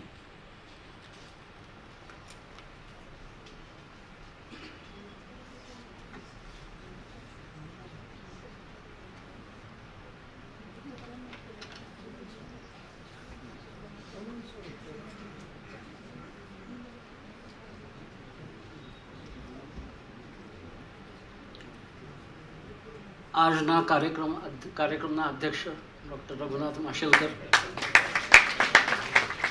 હિન્દી અનુવાદનું વિમોચન કરનાર ડૉક્ટર ભૂષણ પટવર્ધન, ગુજરાતી અનુવાદનું વિમોચન કરનાર માનનીય શ્રી જીતભાઈ દેસાઈ, મૂળ પુસ્તક પંખ ફૂલવું या प्रतिभेचेના લેખક ડૉક્ટર નલિનીબેન ગુજરાતી, પુણે ગુજરાતી કેળવણી મંડળના તમામ હોદ્દેદારો, આચાર્ય, શિક્ષકો અને અન્ય ઉપસ્થિત ભાઈઓ તથા બહેનો, આજના કાર્યક્રમના યજમાન તરીકે હું મારા કેટલાક વિચારો આપ સાહુની સમક્ષ રજૂ કરું રહ્યો છું. પુણે વિદ્યાપીઠના એક ગીતમાં એક પંક્તિ છે, જ્ઞાન બનો કર્મશીલ, જ્ઞાનનું બનાવો ક્રિયાલક્ષી. જ્ઞાન પ્રબોધિનીના એક ગીતમાં પણ એક પંક્તિ છે, કર્માતच જ્ઞાનાचे સાર્થક, જ્ઞાનની સાર્થકતા કર્મમાં છે. જ્ઞાન મેળવવા માટે ડહાપણની જરૂર પડી છે. જ્ઞાનને ઉપયોગી બનવા માટે કર્મની જરૂર છે અને જીવનમાં પ્રગતિ કરવા માટે પ્રતિભાની જરૂરત પડે છે. પ્રતિભા શીખવી શકાય આ હવે શંકાનો વિષય નથી. જેમ ઉદ્યોગ સાહસિકતા શીખવામાં આવે છે, જેમ નેતૃત્વ શીખવામાં આવે છે, તેમજ પ્રતિભા શીખવી શકાય છે. પ્રતિભાશાળી લેખન કેવી રીતે કરવું, પ્રતિભાશાળી વિચાર કેવી રીતે કરવું, આ અંગેના 2 પુસ્તકો જ્ઞાન પ્રબોધિનીએ પહેલે જ પ્રકાશિત કર્યા છે. ઓગસ્ટ 2022માં ડૉક્ટર નલિનીબેન ગુજરાતીની વિજ્ઞાનમાં પ્રતિભા કેવી રીતે કેળવાવી એ વિષયી પુસ્તક મરાઠી અને અંગ્રેજી આવૃત્તિઓ પ્રકાશિત થઈ હતી. હમણાં 1 વર્ષ પછી હિન્દી અને ગુજરાતી આવૃત્તિ પ્રકાશિત થઈ રહી છે. ગયા વર્ષે ઘણા લોકોએ વ્યક્તિગત રીતે અને શાળાઓમાં આની મરાઠી આવૃત્તિનો ઉપયોગ કરવાનો પ્રયાસ કર્યો છે. આ પુસ્તક વૈજ્ઞાનિક પ્રતિભાને જાગૃત કરવા માટે ચોક્કસપણે ઉપયોગી છે એવી અનુભવ તેમણે પણ મેળવ્યો છે. આ પુસ્તકના પરિશિષ્ટમાં જગાવ્યા મુજબ વ્યક્તિઓ પોતાનું વ્યક્તિત્વ પ્રતિભાશાળી બનાવવા માટે પોતાના પ્રયત્ન સાથે અનુકૂળ વાતાવરણ આવશ્યક છે. પ્રતિભાશાળી વ્યક્તિત્વ કરવા માટે વ્યક્તિઓ લવચિક અને અનુકૂળ મન કેળવવું જોઈએ. વ્યક્તિએ કંઈક નવું નિર્માણ કરવા માટે અથવા સમસ્યા હલ કરવા માટે મનને જિદ્દ કરવું જોઈએ. એ જ રીતે રોજ ઉપાસનાની આદત પાડવી પણ ઉપયોગ રહે છે. આ પ્રયાસ સ્વપ્રેરણા, પરિવારના પ્રોત્સાહન અને શાળાઓમાં માર્ગદર્શનથી કરી શકાય છે. શાળાઓમાં નલિનાબેનની પુસ્તકનો ઉપયોગ કરતી વખતે પ્રતિભા વિકાસ માટે અનુકૂળ વાતાવરણ બનાવવાના પ્રયાસો ઉપયોગી પડે છે. સર્જનાત્મક વિદ્યાર્થીઓ તેમજ નવીન નિર્મિતિ માટે સજગ વિદ્યાર્થીઓને આવકાર, પ્રોત્સાહન, પ્રશંસા અને પુરસ્કૃત થવાનો અનુભવ આપવો જોઈએ. સર્જનાત્મક લેખન, વક્તવ્ય અથવા સર્જનાત્મક ક્રિયાના પડકારનો સ્વીકાર કરવો અને જેઓ કંઈક અલગ સર્જનાત્મક કરે તેમને પ્રોત્સાહન અને છૂટછાટો આપવી પડે છે. નવા ગીતો, નવી કવિતાઓ, નવી પંક્તિઓ, નવા શબ્દ કોયડાઓ, નવી ઇન્ડોર અને આઉટડોર રમતો, નવા નૃત્ય સ્વરૂપો, નવા આકાશવાનસ, નવા ભેટ કાર્ડ્સ, નવા સૂત્રો, નવા પ્રકારની રંગોળીઓ, નવા પ્રકારના નોટ પાઠ્યપુસ્તકના કવર, નામ લેબલ, બોર્ડ, વિઝિટિંગ કાર્ડ, રોજિંદા વસ્તુઓના વિવિધ ઉપયોગો, નવા ખાદ્ય પદાર્થો, નવા પ્રકારની સજાવટ અથવા શણગાર, નવી રંગ યોજનાઓ, આ બધું કરવા માટે જ્યાં વિદ્યાર્થીઓને આવકાર્ય અને પ્રશંસા મળે છે ત્યાં પ્રતિભા વિકાસ માટે અનુકૂળ વાતાવરણ છે. જો પ્રોજેક્ટ કરતે વખતે સમસ્યા ટાળવાને પ્રાથમિકતા આપવામાં આવે તો પ્રતિભા વિકાસ માટે અવકાશ છે.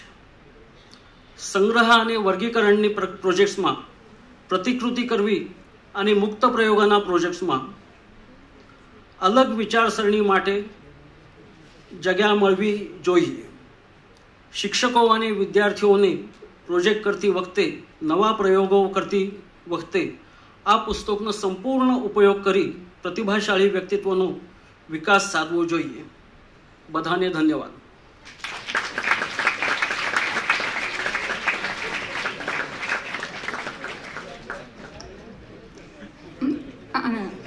ધન્યવાદ ગિરીશજી.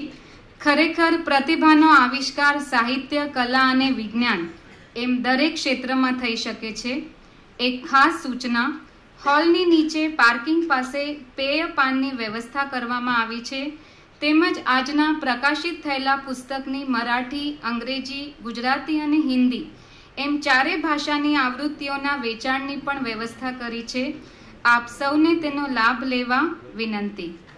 વંદે માતરમ. કાર્યક્રમની પૂર્ણાહુતિ વંદે માતરમથી કરીએ. સર્વેને પોતાના સ્થાન પર જ ઊભા રહેવા નમ્ર વિનંતી.